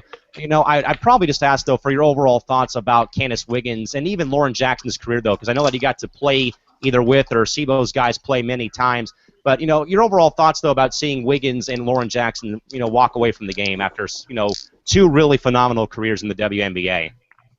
Well, you know, it's unfortunate for them that both of them are in their prime and they had to really come to make that decision. And, you know, after interviewing both of them, a lot of it had to do with injuries and just wear and tear on the body. And it's unfortunate, but at the end of the day, those two ladies both got championships, so I had to tell them I can't feel that bad for them. So, you know, Candace got her championship with Minnesota, and obviously LJ got her a championship before they got out of there. But at the end of the day, they would both still, if they could have that same passion and that same great help, they would love to be out on the court. But for them too, they didn't get pushed out. They made the decision on their own, and so they did get to finish their career in a way, you know, on their terms. So, but it's a tricky league, and that's why I tell players all the time when you get drafted, when you're playing professional overseas, it doesn't matter what sport, what team I work with. You got to enjoy each moment and each year because it can be done just like that. All right, guys, we have time for maybe one or two final questions for Chas. If you have anything to ask, please go ahead and do so. I'll just ask something. How are you enjoying retirement? Was it hard for you to adjust, you know, to find out what you were going to do after you retired? I mean, it's been challenging. I won't say it's hard. I'm enjoying my journey. A lot of my friends went straight to college and started coaching in college, and some have been able to get an opportunity to coach in the WNBA. I'm really creative. You know, I wrote my book. There's things I like to do as far with the media, my radio show. So I'm still, I keep telling my mom, she's like, just grow up, go coach. And I'm just like, Mom, I really put a lot in playing 14 years. Like, I was focused, kind of like Kobe. So now these past 3 years are like, who am I outside of basketball? So I'm kind of enjoying this journey. Like, hey, I could do this radio stuff, or I could do this, or I wrote a book, and I'm not resistant to coaching. That's something that, maybe down the line when I have more patience, I'll get to it. But right now, I'm just enjoying my journey. I'm enjoying learning more about myself outside of being a basketball player. And Chas, from one broadcaster to another, your radio program is phenomenal. I've checked it out. You've had LaChina Robinson on in the past when I would tune in every now and then when I was free. But for you though to have something post-retirement to keep you busy, and of course out of love of the game, really good to see. And we'll open it up for one final question from anybody before we do get back on track, because we do have a couple teams that have made selections. But anyone else with a question, please go ahead and fire away. Who is it? Okay, I guess it'll be me. I've been trying to fix my wow. This question's for you, Chastity. I've been a long-time Mystics fan, and I know you spent a good number of years in Washington, including in 2010 when the Mystics went on that excellent 6-game winning streak that earned the #1 seed in the playoffs. We were #1 in the East, and you ultimately lost to Atlanta in the first round, but how far do you think the Mystics could have gone in that year? It seems to be such a pivotal moment for a lot of the fans out there at that time. Thanks for bringing up that memory, Albert. First and foremost, I think we would have made it to a final. It was just so unfortunate, and that's just the way the game goes sometimes, at the end of the day. I think when I finally am able to coach, I think from my career looking back, I didn't get the championship, but I learned so many different things of, what not to do and what to do as far as if you watch me in DC, I had a lot of different coaches. So I learned a lot of different systems. I went through a lot in my career. So hopefully that's what I got to take, and hopefully I can get a championship one day as a coach. But, I think we would have went all the way. And unfortunately, it's the best-of-3 series. When you lose that first game at home, playoffs have changed now, but when you lose that first game at home, it's a lot of pressure, and you got to shoot the ball well, so it gets tricky. All right. Okay. Thanks so much. No problem, Albert. No problem. All right. If anyone has anything final before we do let Chas go, again, be sure to get it off your chest right now. This is last call basically. Who's got last word here? Sorry about that. My niece was trying to say hi to everybody. Anila, anything you want to say to Chas before we do let her go, and we can do get back to these picks. I know we've missed a few already, but if there's anything final, Anila, go ahead and say your piece. Yeah, thank you so much, Chastity. I know we had to do a lot of emails back and forth and trying to get this whole interview. So I just wanted to thank you. I love your podcast. I'm going to definitely check out some more. I'm going to definitely tell other people too. And so I'm so grateful that you came on and told us so many great things. Awesome. Thanks you guys for your support, and thank you, Chas. Thank you. Everything. All right, bye. See you guys. Thank you very much, Chas, for stopping by, folks. There she is, former WNBA great Chastity Melvin, stopping by to drop some knowledge and relive her draft day emotions and a lot of other good stories here. We did have a few picks come in, folks, and we know we had that trade that broke as well during the course of the program. But Los Angeles did take Whitney Knight with their 15th pick, which was from Connecticut out of Florida Gulf Coast. Steve Rice has been working diligently to kind of help us out here. The Dream selected Rachel Holloway at 13, and the Lynx took a player from James Madison at number 14 overall. We will update that the board momentarily. Dallas back on the clock right now, sitting here at checking the clock right now. They're at 18 right now. So, Steve, by the way, thanks for helping me out in the group chat right now in the actual Hangout, so we could make sure that we get these picks right. But Caleb, going back to you with Dallas, of course, the Wings again took they took Ariel Powers at 5, and again, here they are now sitting, here mid-round of the second round.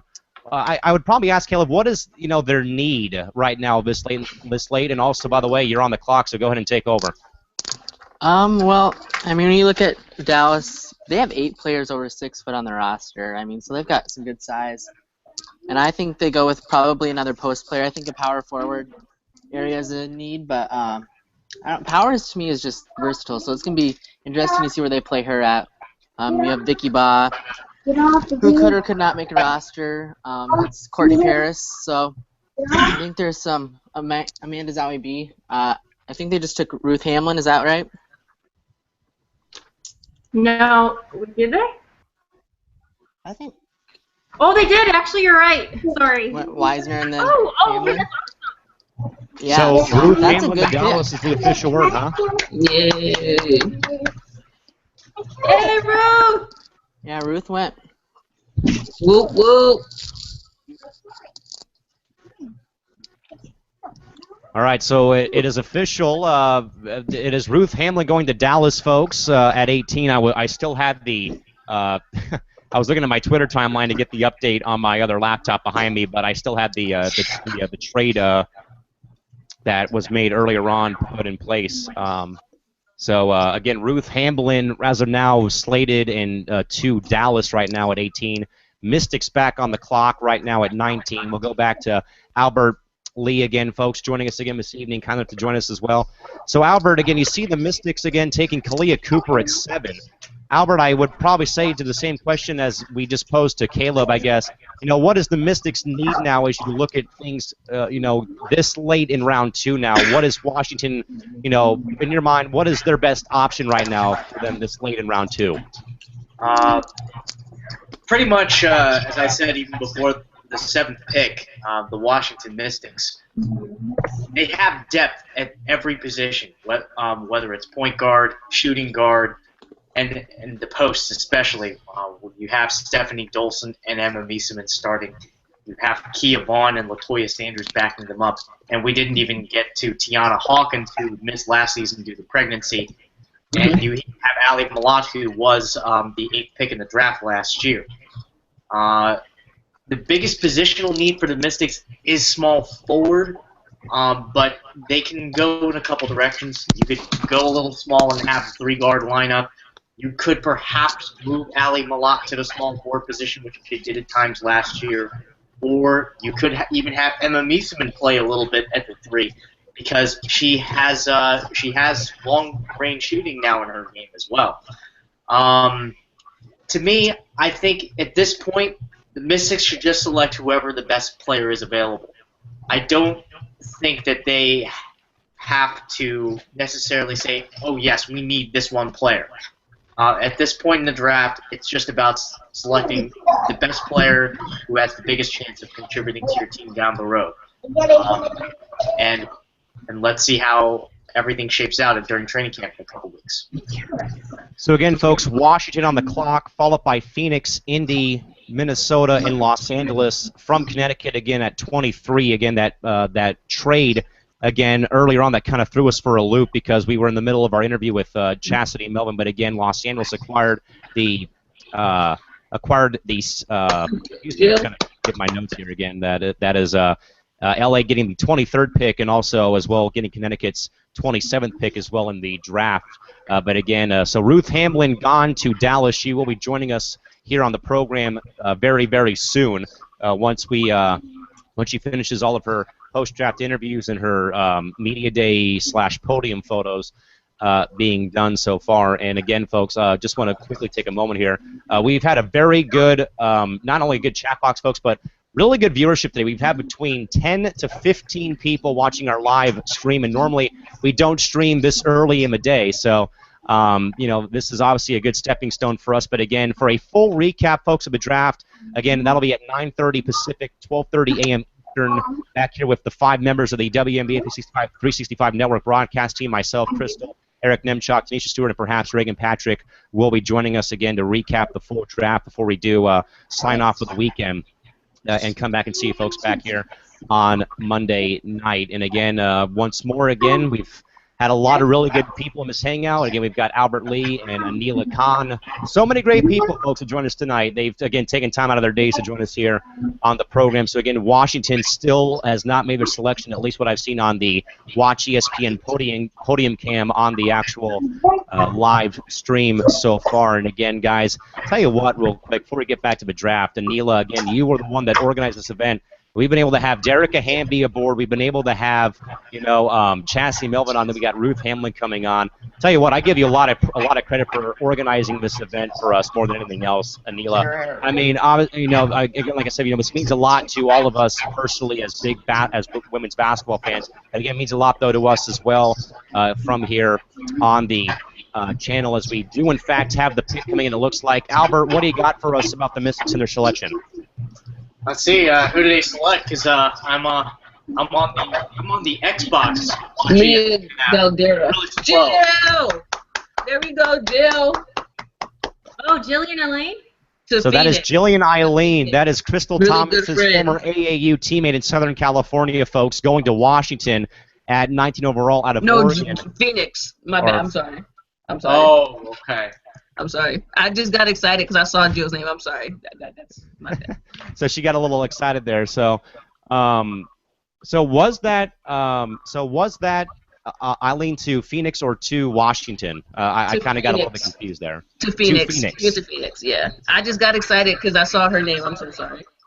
Okay, so Albert, I guess we perhaps overshoot the runway on the selection by Washington, I guess. I'm not fully sure.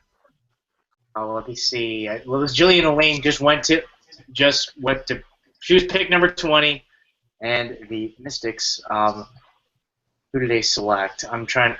Yeah, it's just like my internet's just been a little bit slow. And also that tells me that either that the player that Washington selected is either a foreign player or did not make it in attendance. But apparently it is official. Jillian Eileen to Phoenix. We apologize for that. Eileen to Phoenix, not to Washington. As we said, folks, we've had. Again, the live stream is a little bit behind schedule with the live stream on our computers, or in Albert's case on the Xbox. But apparently it's either Washington, Albert, selecting a player that's not either in attendance or is a foreign player or international import player, perhaps. So, Crystal, now that we got this sorted out finally, and again, Jill to Phoenix again, and like we said, I think, way earlier in the offseason, again, about, with myself knowing Candace Wiggins for as long as I have, but with you, again, playing with Jill when you guys were playing AAU ball in the greater Los Angeles area, and now you see someone that you knew, pretty much a friend of yours get drafted. How does that make you feel, though, seeing this happen? Well, first, I also want to say I'm happy for Imani, too. I played with her as well at AAU, but, man, to see Jill go through what she went through with the ACL tear and to see how hard she worked, I'm just so happy for her. I'm so proud of Jill. Like, I have no words, but I'm just really happy for Jill. Like, she worked so hard to get her to where she is, and hopefully I hope she rehabs well, because I would love to see her play next year, and I'm just really happy and excited for her. I'm really proud of Jill. Jill worked so hard to get there, so it's amazing to see her name called. I'm very happy for her.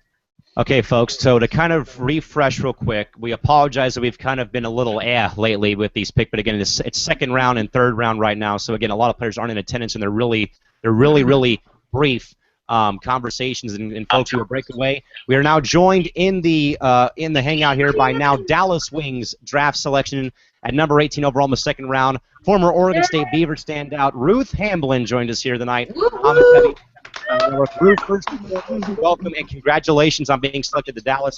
How is the feeling right now? Where you're at right now, and also again, thanks for joining us. How's it going? And again, congratulations. Thank you. It's going pretty great. Yeah, just adrenaline still kind of pulsing through my body right now, but just really excited. Her phone's blowing up. And yes, the phone quite literally is blowing up. So, Ruth, again, going to Dallas again, and you got a pretty good little mixture of players you're going to be with. Skylar Diggins, Glory Johnson, and also drafted today, Mariah Jefferson. So I guess right now, before we open up to the rest of the panel, Ruth, where is I think we touched base, but where is the excitement right now for you, knowing that you're going to be playing with, a really, a fresh start for a team in Dallas, but also playing with the likes of Skylar Diggins and Mariah Jefferson and all these other players on the Dallas Wings? Yeah, it's really exciting, getting to play alongside such great players. But yeah, no, it's just it's an honor to be able to get to play with them, Big Sid. be their teammates. Oh, Sid, yeah, sorry, Sid's right there. Big Sid in the house. We appreciate the company, though, but we'll open it up now to the rest of the panel. If anyone wants to ask Ruth a few questions, go ahead and do so.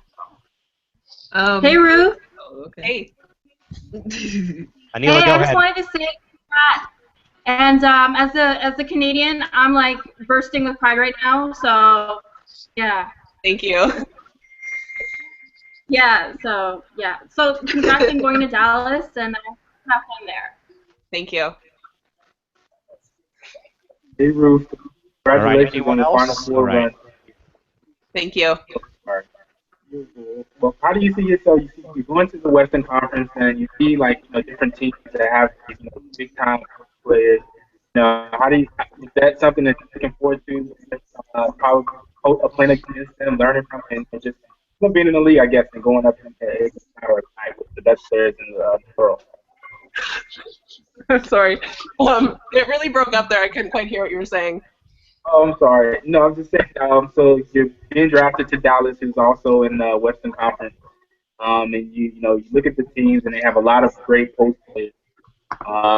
Looking forward to playing against those players night in and night out. How you see yourself, learning from players like Odyssey? Yeah, no, I'm really excited. Obviously, playing against some of the best post players in the conference, I think that's going to be great. Just always challenged, so lots of growth is going to happen. So excited for that, and getting to play against such guards that I know are going to feed me the ball really well, and so that's really exciting. All right, anyone else have a question for Ruth at all? Go ahead and do so. Whoever has one. Yes. James, go ahead. Right. I once read that you created a notebook once with your 4-year college women's basketball goals. So what's going to be in your WNBA notebook? I'll have to think about that, but I think the championship might be first on the list. Yeah. All right, Crystal, go ahead.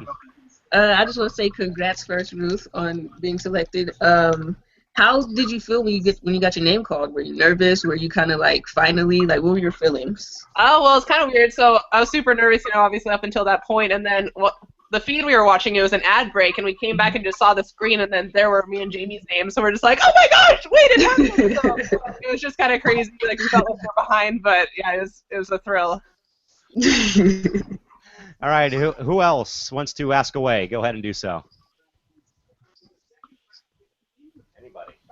No, nobody else. I guess I'll ask another one. Oh, there he goes. Who's first? Crystal, go ahead.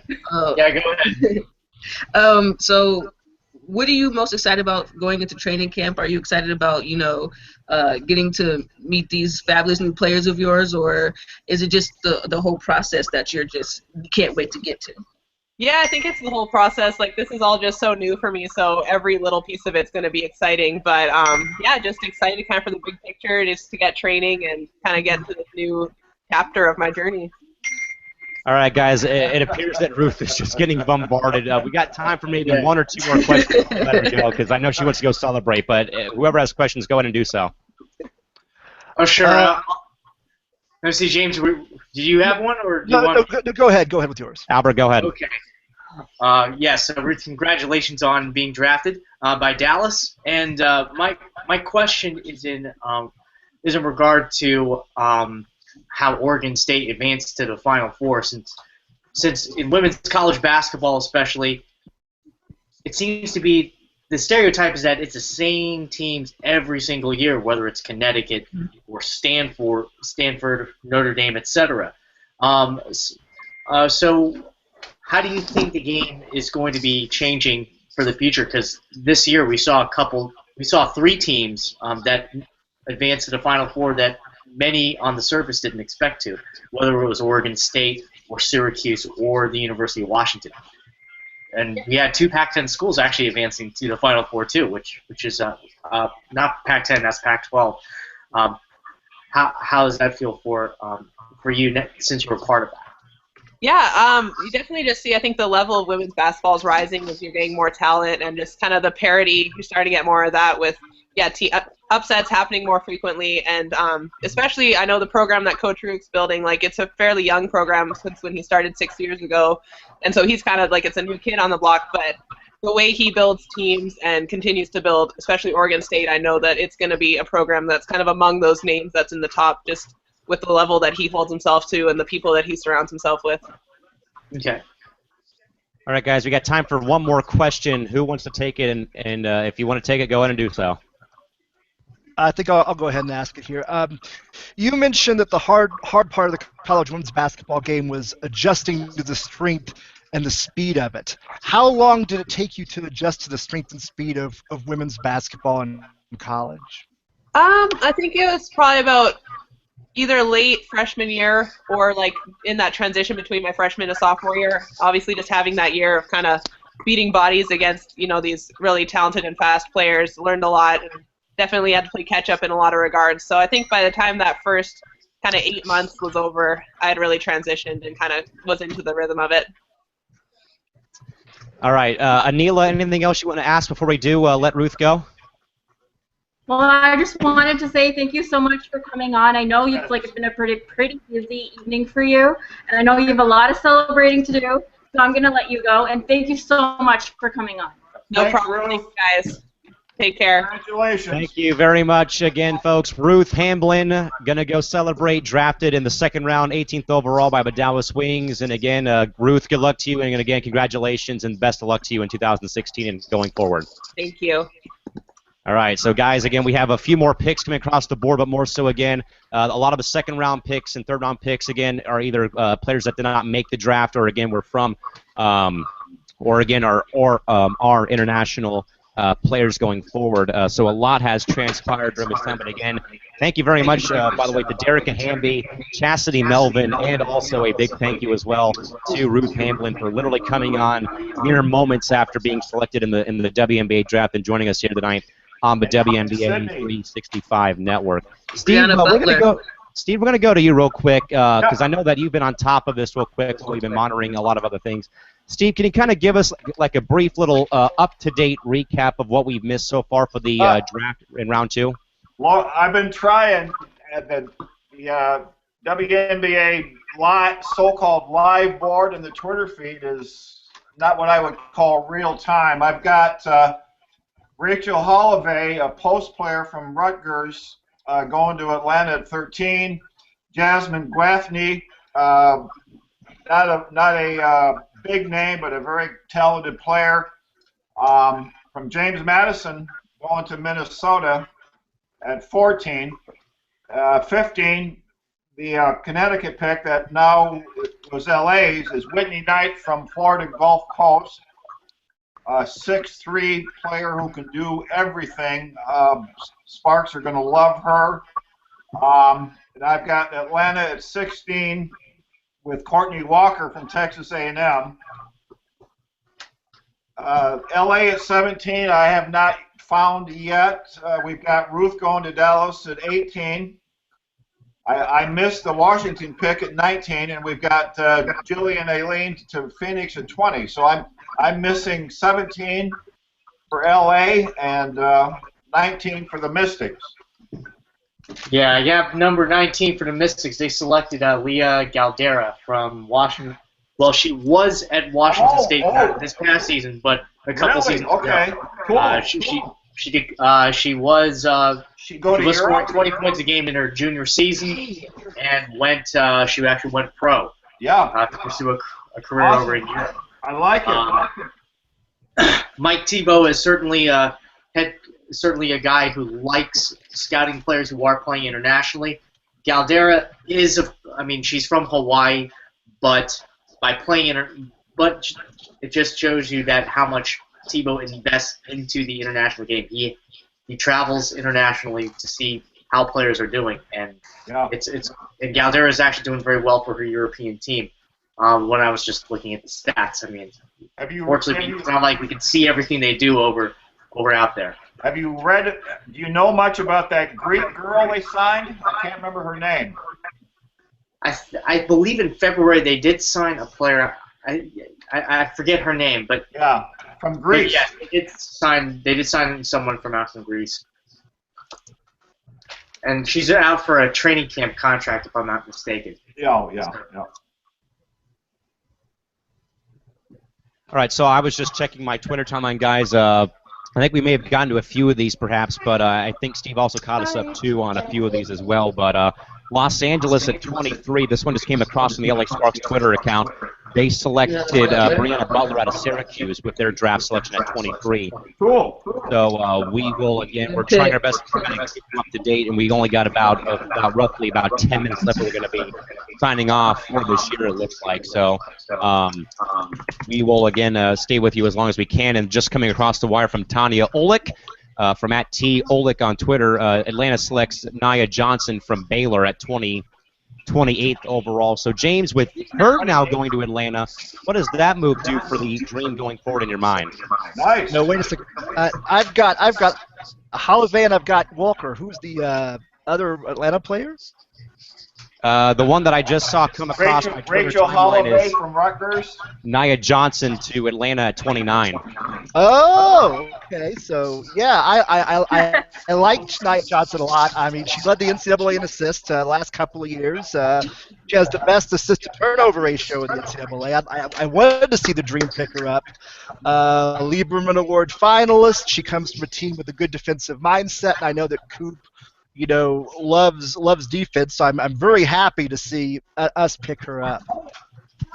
And Caleb, if you're still with us, buddy, I believe you said that you were kind of interested in Walton. It sounds like LA is going to take Walton because, according to reports from Unkinsville, the jersey for her is up at the podium, so it's going to probably be Los Angeles taking Walton. What does the selection of Walton mean for Los Angeles? What do you think and why, Caleb?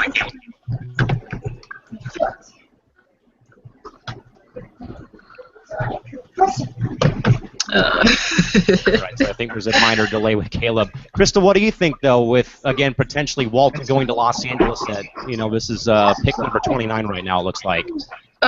She's a pretty good scorer. She's a pretty good scorer. LA, they need, some scoring outside of who they have the scores ball now. But honestly, I'm not even sure if she'll make it past training camp due to all the forwards that LA has. So I'm not even sure if this pick will even be something that LA should even, be too concerned about, because as you know, LA is post city. I think if LA needed a forward, I think she'd be a really phenomenal pick. But I don't know. I'm not sure she's even really gonna make it. Unfortunately, not because of skill set, but because of too many forwards and posts on LA's team. All right, so it is official, folks. It is Talia Walton to Los Angeles, officially now set in stone. So, Myron, what do you think about Walton going to L.A., buddy? I'm a little indifferent also, but I really think it's a good pick. Like, at her size, to do what she did in that final board, like the 7-3, that takes a lot of skill. And, her run and, the stuff that she was in before, like, that took a lot of mental toughness. So I think, just all over the emotion from her, I think that she really wants to go. I'm not sure that, I do get that, there's a lot of posts in her in the LA roster. But that 3-point shot can really they passed up on, guards like, Courtney Williams. They got Chelsea Gray, a local product, so I think it may work out. So, we'll never know. Yeah, you never know. And Steve just updated me in the chat bar real quick. It is Wesner, the Connecticut at 17. So, we kind of missed a few picks here. But, again, more importantly, folks, Ruth Hamblin, who was our last guest here on the program, went 18 to Dallas at number 18 of round 2 as we inch a bit closer to the end of the draft right now at this point in time. So, we're all kind of a little bit lost in the shuffle. We've had a lot of rotating pieces so far on the program between the trade that was made earlier on, and we've had a lot that has gone down so far here this evening. But to recap, at least the first round, at least for you folks who may have missed round 1 earlier on. But again, it is Brianna Stewart at number 1 to Seattle, Mariah Jefferson at 2 to San Antonio, Morgan Tuck and Rachel Banham at 3 and 4 to Connecticut, Ariel Powers at 5 to Dallas, John Cole Jones at 6 to LA, but traded to Connecticut in exchange for Chelsea Gray and 3 other draft picks in the draft for Los Angeles. Kalia Cooper at 7 to Washington, Courtney Williams at 8 to Phoenix, Tiffany Mitchell at 9 to Indiana. Imani Boyette to Chicago at 10. Bria Holmes at 11 to Atlanta. And the 12th pick for New York, which we missed with with Chassie Melvin, was Adut Bolak at 12 to New York going forward with that. And again, we are still, seeing a few, still waiting on a few other picks to come across the wire here. We've gone from the live stream to our Twitter timelines to try to get some help here so far at this point.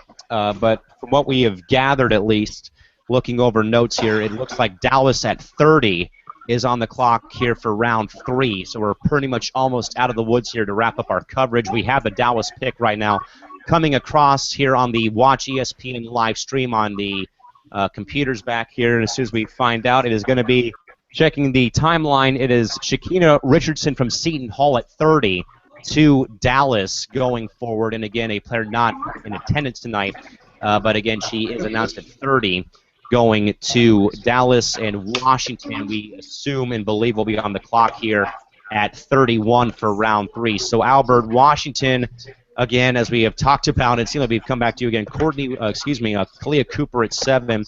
So Albert, again, with the final draft pick, more so this is, I would probably say, and I think we all would kind of agree in some capacity sometimes, the third round pick is normally that player, but that normally doesn't make the final roster.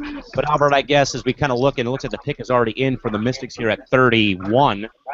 It looks like as we're awaiting to find out, as one of the other WNBA reps made a motion to the podium, and we will wait and see who that was. But Albert, I guess your overall thoughts though on necessarily drafting in the third round, because obviously it's best player on the board in 1 and 2.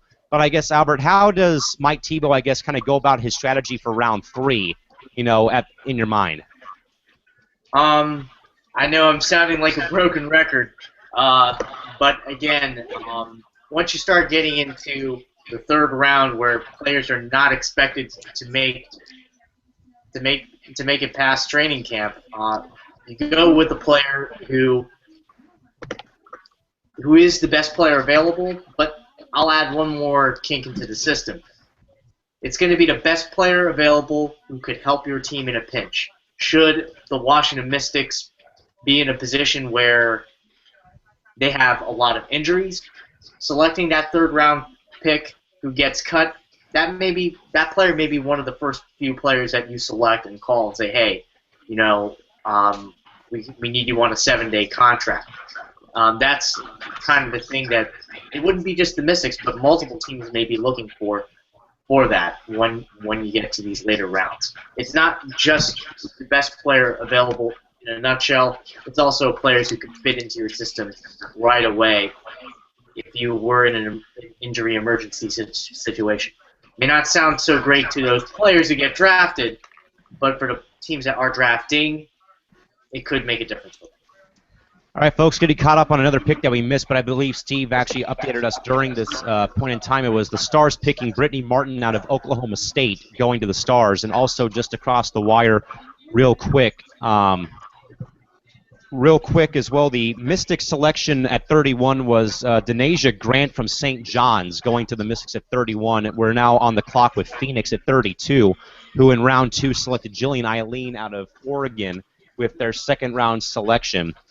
After the Mercury had selected Courtney Williams out of South Florida at 8 overall going forward. So again, we only have a few more picks left, folks, where we do sign off. Now again, folks, as a reminder, or what the recap is going to be here, following this show here ending, again, we'll have a little bit of a break until 9:30 Pacific, 12:30 a.m. Eastern, for a full recap of the draft with myself, Crystal, Tanisha Stewart, Eric Nemchuk, and perhaps Reagan Patrick as our regular, ordinary WNBA 365 network show would be coming on for you folks. But again, we came on earlier tonight to, again, do this little live feed. We've had a lot of good responses, folks. And, of course, a big, major thank you again to Ruth Hamblin, Derica Hamby, and Chastity Millen for stopping by and joining us on the program, whether they were resting at home or, in Derica's case, after a long travel day, or in Ruth's case, after the elation of being drafted again. Thank you guys so very much for joining us here on the program this evening. It means a lot, of course, to all of us as media folks, but of course means a lot as well to the network, of course, with us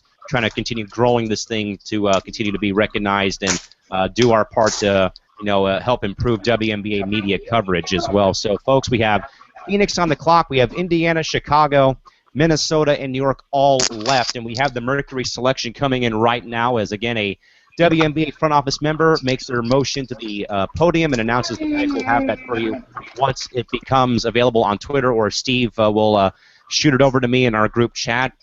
And it is going to be Naira Fields at 32 out of UCLA going to Phoenix at 32. So that is Naira Fields out of UCLA going to Phoenix in the third round. And looking across here, I'll tell you what, that's a pretty good pickup for Phoenix. Steve, what is the selection of Fields kind of do for the Mercury again? That they got Eileen, they got Williams, and they got I think that they had probably they picked 3 top-notch players for their season. So what does this acquisition or selection mean for them going forward? As we also have one more pick, but we'll get to Steve's thoughts real quick before you do get to that next pick for Indiana. I'm looking at draftside.com. I have to tip my hat to these guys. They're a lot closer to real time than the WNBA is, sadly. There's a comment for you. Phoenix just took Naira Fields. That, along with Nia Johnson in the third round, I think that's a steal for both teams. Just look at such a solid draft this year. I'm looking at Kurt Miller as the big winner tonight, picking up Tuck, Banham, Jamie Wisner, Donquel Jones. Are you kidding me? That's quite a haul for one evening.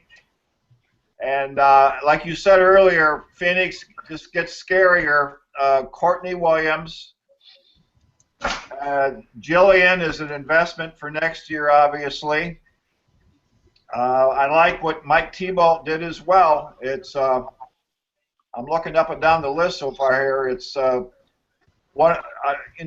remains to be seen how many of these kids make a roster, but it's looking like a very, very solid draft. So, folks, Indiana did make a selection. We have not heard any official word yet of who that selection was, but again, there's only a handful left before we do sign up for the night. Chicago right now is on the clock. We're waiting for word right now about who Indiana did select, so we'll stand by and wait for that. But again, we have Chicago, Minnesota, and New York left for the draft, and we will round out our coverage for the afternoon before rejoining you folks here at 9:30 Pacific, 12:30 a.m. Eastern for the full recap show of the 2016 WNBA Draft. Again, that is coming up momentarily. As soon as we can, again, get the selection in from the Fever and also the Sky have not made their have not had a motion yet towards the podium. But again, right now, joined in the hangout right now by Steve Rice from Women's Basketball Daily at WBB Daily on Twitter, from Myron Crawford, Crystal Thomas, James Bowman, Caleb Courier, Anela Khan, and Albert Lee all joining us tonight. We've had a lot of great people join this hangout for the evening. We'll get to all the sappiness later on as we, again, still await the Indiana pick, but what I've been hearing from sources, guys, even the WNBA draft board is not updated, so it does not make our lives any easier as we look for these picks, and we are trying to, again, end the draft momentarily. We're looking at Chicago, Minnesota, and New York still on the still waiting to make their selections. Again, coming up very soon, so as soon as we do, in fact, get those, we will, again, pass that along to you momentarily at this point right now. So, again, I guess we could just probably go once more for anyone that may have missed, again, round one before we do get some official word here about any other moves again. But, again, once more, again, just worth repeating again, Breanna Stewart to Seattle at 1, Mariah Jefferson at 2 to San Antonio at 2, Morgan Tuck and Rachel Banham both at 3 and 4 to Connecticut, Ariel Powers at 5 to Dallas, Jonquel Jones to L.A., then traded to Connecticut. We'll get to that trade again, folks, momentarily as well. Kalia Cooper at 7 to Washington. Courtney Williams at 8 to Phoenix. Tiffany Mitchell at 9 to Indiana. Amani Boyette at 10 to Chicago. Bria Holmes at 11 to Atlanta. And Adut Bolak at 12 to the Liberty at number 12. And again, still no response right now or anything yet for the Indiana selection, so we'll still stand by and wait on that. And again, the trade that went down, folks, during the draft today between the LA Sparks and Sun sent Chelsea Gray to LA for the rights to Jonquil Jones. LA also picked up a couple of draft picks as well from Connecticut in the second and third round. They picked up Whitney Knight at 15, and also picked up Brianna Butler at 23 from Connecticut. And believe we also had LA at 26, but we did not. Talia Walton at 29. Okay, and Steve, go ahead and repeat that, please. That was Talia Walton to the Sparks at 29. All right, so it's Talia Walton at 29 to Los Angeles as well with their draft pick, and also Connecticut sending LA its first-round pick for 2017. So LA pretty much gave up their first rounder for next season, and hey, got it back from CT in 2017. As we still await the Chicago Sky to make a selection.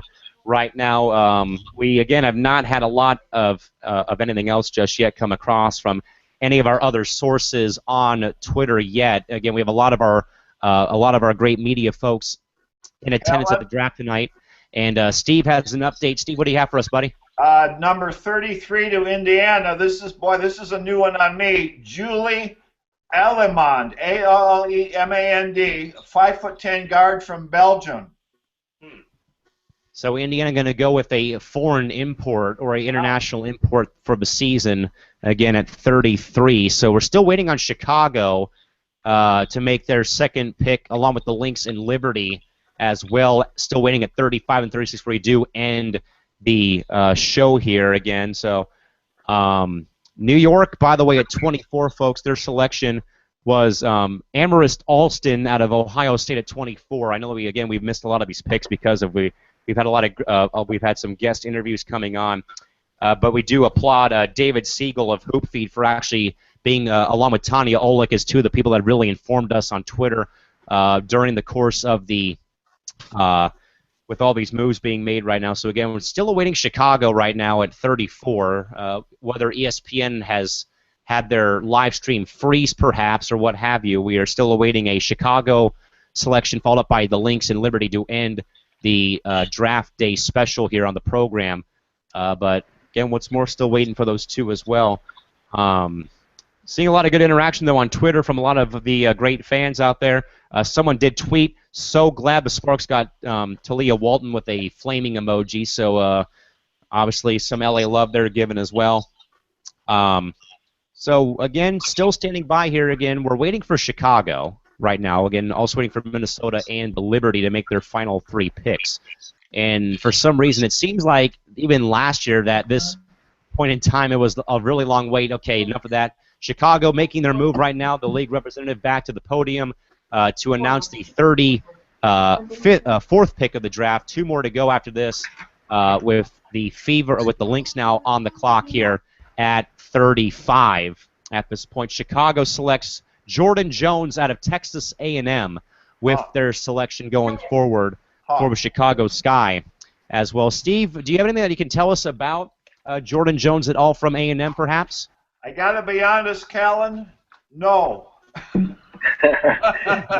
worries at all. No worries at all. I got nothing. That is Jordan Jones at 35 or 34 to Chicago. The Lynx and Liberty are all that are left for the 2016 WNBA draft. And again, folks, a program alert again, 9:30 Pacific, 12:30 a.m. Eastern time will be the full draft recap show amongst our regular five starters of myself, Crystal, Tanisha Stewart, Eric Nemchok, and perhaps Reagan Patrick this evening. We've had a lot of great interaction from a lot of you great fans and some fellow media members. We have the Minnesota Lynx with their 35th selection here in round 3, the second to last pick of the draft before we do have the Liberty make the final selection of the 2016 WNBA draft. We are just awaiting the final confirmation. It is going to be Tammy Fagberlin, it looks like, out of the University of Southern California, or maybe even South Carolina, going to the Lynx at 35, and now the New York Liberty will have their final pick here at 36 before we do round out our coverage for at least for right now at this point in time. So again, the Liberty on the clock for the final selection of this year's. Let me read you a few names here, Callan. draft. Steve, go ahead. What do you got? I'm just looking at a list of names on draftsite.com. These are all names that have not been chosen yet, and it's an interesting list. Jada Payne, very talented forward from East Carolina. Madison Cable from Notre Dame. Rachel Theriot from Nebraska. Shakobia Barbie, Georgia Tech. Kelsey Minato from West Point. And the one that caught my eye was Teresa Richards from Albany. That surprised me. There's been a trade. We've had it. Okay, folks, we have another trade made here this late in the draft. At 36, we have a trade here announced. We'll stand by and wait. But this will be the second trade made during the draft. And no surprise at all, guys, it's New York again making some type of move again. So we'll wait and see what it's going to be. As soon as we hear... Gia's gone! So here it is, folks. Actually, it just came across the wire here from the link, actually. Your trade, if I can pull this up, my goodness. So the trade, according to Mike Pettin from Apple Sportsman on Twitter, goes as follows. The Lynx will trade Jasmine, one of their draft picks, Jasmine with Guathane, for Gia Perkins to San Antonio is the draft move right now. Again, that is the draft move the trade made actually by the Lynx. So, Steve, we have another draft, another trade here. So, Steve, what do you got for us on this move here? Did I hear that right? This is New York and Dan Hughes again? Yep. Minnesota and San Antonio. Oh, Minnesota. Minnesota gets G. Perkins, and San Antonio gets Guathany from James Madison? Yes. Yeah, correct. Dan Hughes, you're fired. Yes, I agree. I am so mad right now. Oh my God. That was handle it. That was a pretty bad trade. And I think that was they really took bad. another guard. I'm done with you, Dan. They traded a draft pick away. I mean, they traded a pick away too. I think for next year. I think it was a first round, second round for that. Yeah. Hey. Sorry, Anila. I know you're a big Stars fan. No, I'm a big Gia Perkins fan. I think she's amazing. Yeah. Rich got richer. She's worth more than that. So again, folks, the trade right now, again, from what we've heard, again from Mike Pettin, one of our great people on from Apple Sportsman on Twitter. Again, the Lynx have dealt one of their draft picks in this draft, player out of James Madison, 2 of the Stars for Gia Perkins as a late draft move made. And also in regards, folks, the final pick here, if we do have the final pick from the Liberty, which I believe it was announced, but we have not gotten any word on who it was as of yet. So we'll stand by and wait before we do sign off here for the for this part of the program at least. But again, 2 trades made already, as we do have Eric Nemchok joining us, host Chicago Sky Draft Party joining us. Eric, good afternoon, buddy. Good to see you. And how was everything with the Sky tonight? Eric, you're on. Can you hear us? Hello? All right, you're good, buddy. Go ahead. You got your rim protector. All right, so apparently Eric is having a minor problem trying to log into right now. Again, probably not in the best part right now of the draft party, but again, you can catch Eric in his entirety at 9:30 tonight, 12:30 a.m. Eastern, 11:30 Central, back here on the network this evening. Still trying to figure out who that final pick was for the Liberty at 36. So we're still waiting for official word for that right now, so we'll stand by and wait for that. And again, Eric Nemchok did join us, folks, but I'm not sure if he can hear us right now at this point in time. So again, we'll see what does happen at this point with the Liberty's final selection here at 37 or 36 to officially end the 2016 WNBA draft. And we can put a bow and wrap on it sometime soon.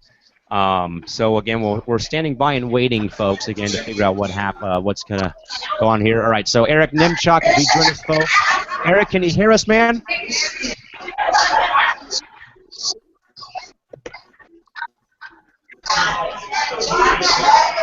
Yeah, what's up, guys? Here, I don't know if I'm going to be able to stay, but I'm just saying hi. So he just wanted to say hi and show his face. Eric, good seeing you, buddy, and we'll catch you tonight on the main recap. But hey, No, thanks wait, for hang on. Go ahead. I think I'm good. No, I think I'm good, actually. Go ahead. Are you happy with Boyette? Yeah, I'm pretty happy with that pick. To be second on my wish list, I would say after Bulgak, but I wasn't actually expecting her to fall that far, so I would say that was a no-brainer pick for us. It was a good pick. Yeah.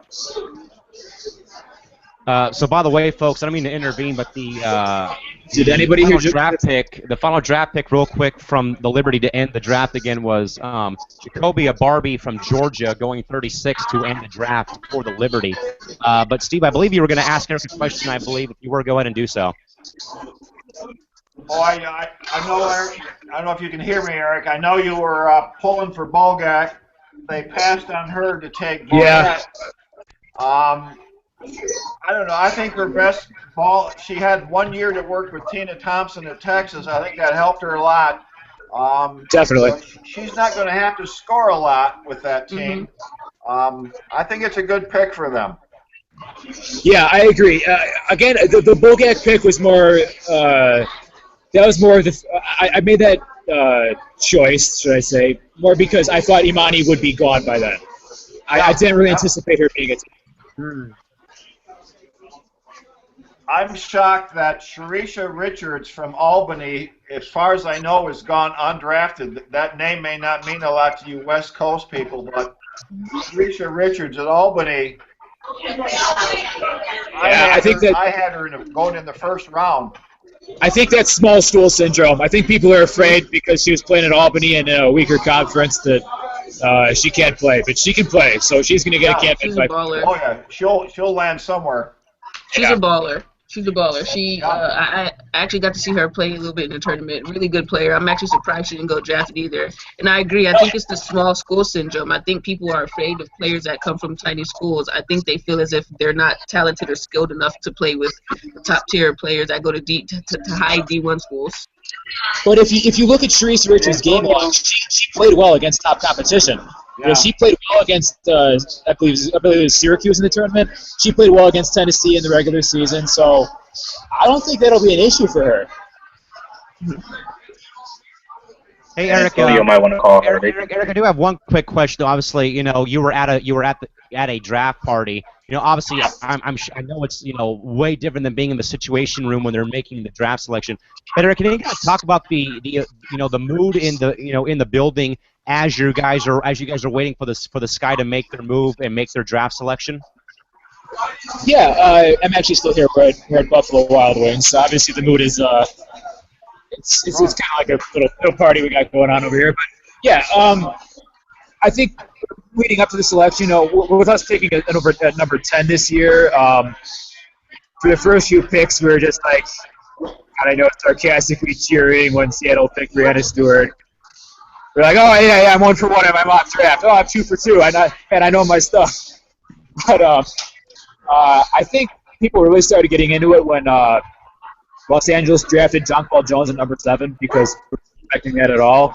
Obviously, that wasn't the end of that situation, but people were discussing what we wanted at number 10. Most people wanted Imani. Most people wanted Imani Boyette. I was on the Bulgak bandwagon, so I got a little bit of flack when we drafted Boyette, but it was a fine pick. I'm okay with it. And here's the thing: last year, when we were actually at the same location, when we were up to pick at number 5 and we drafted Cheyenne Parker, the mood was in shock. Nobody even knew who Cheyenne Parker was.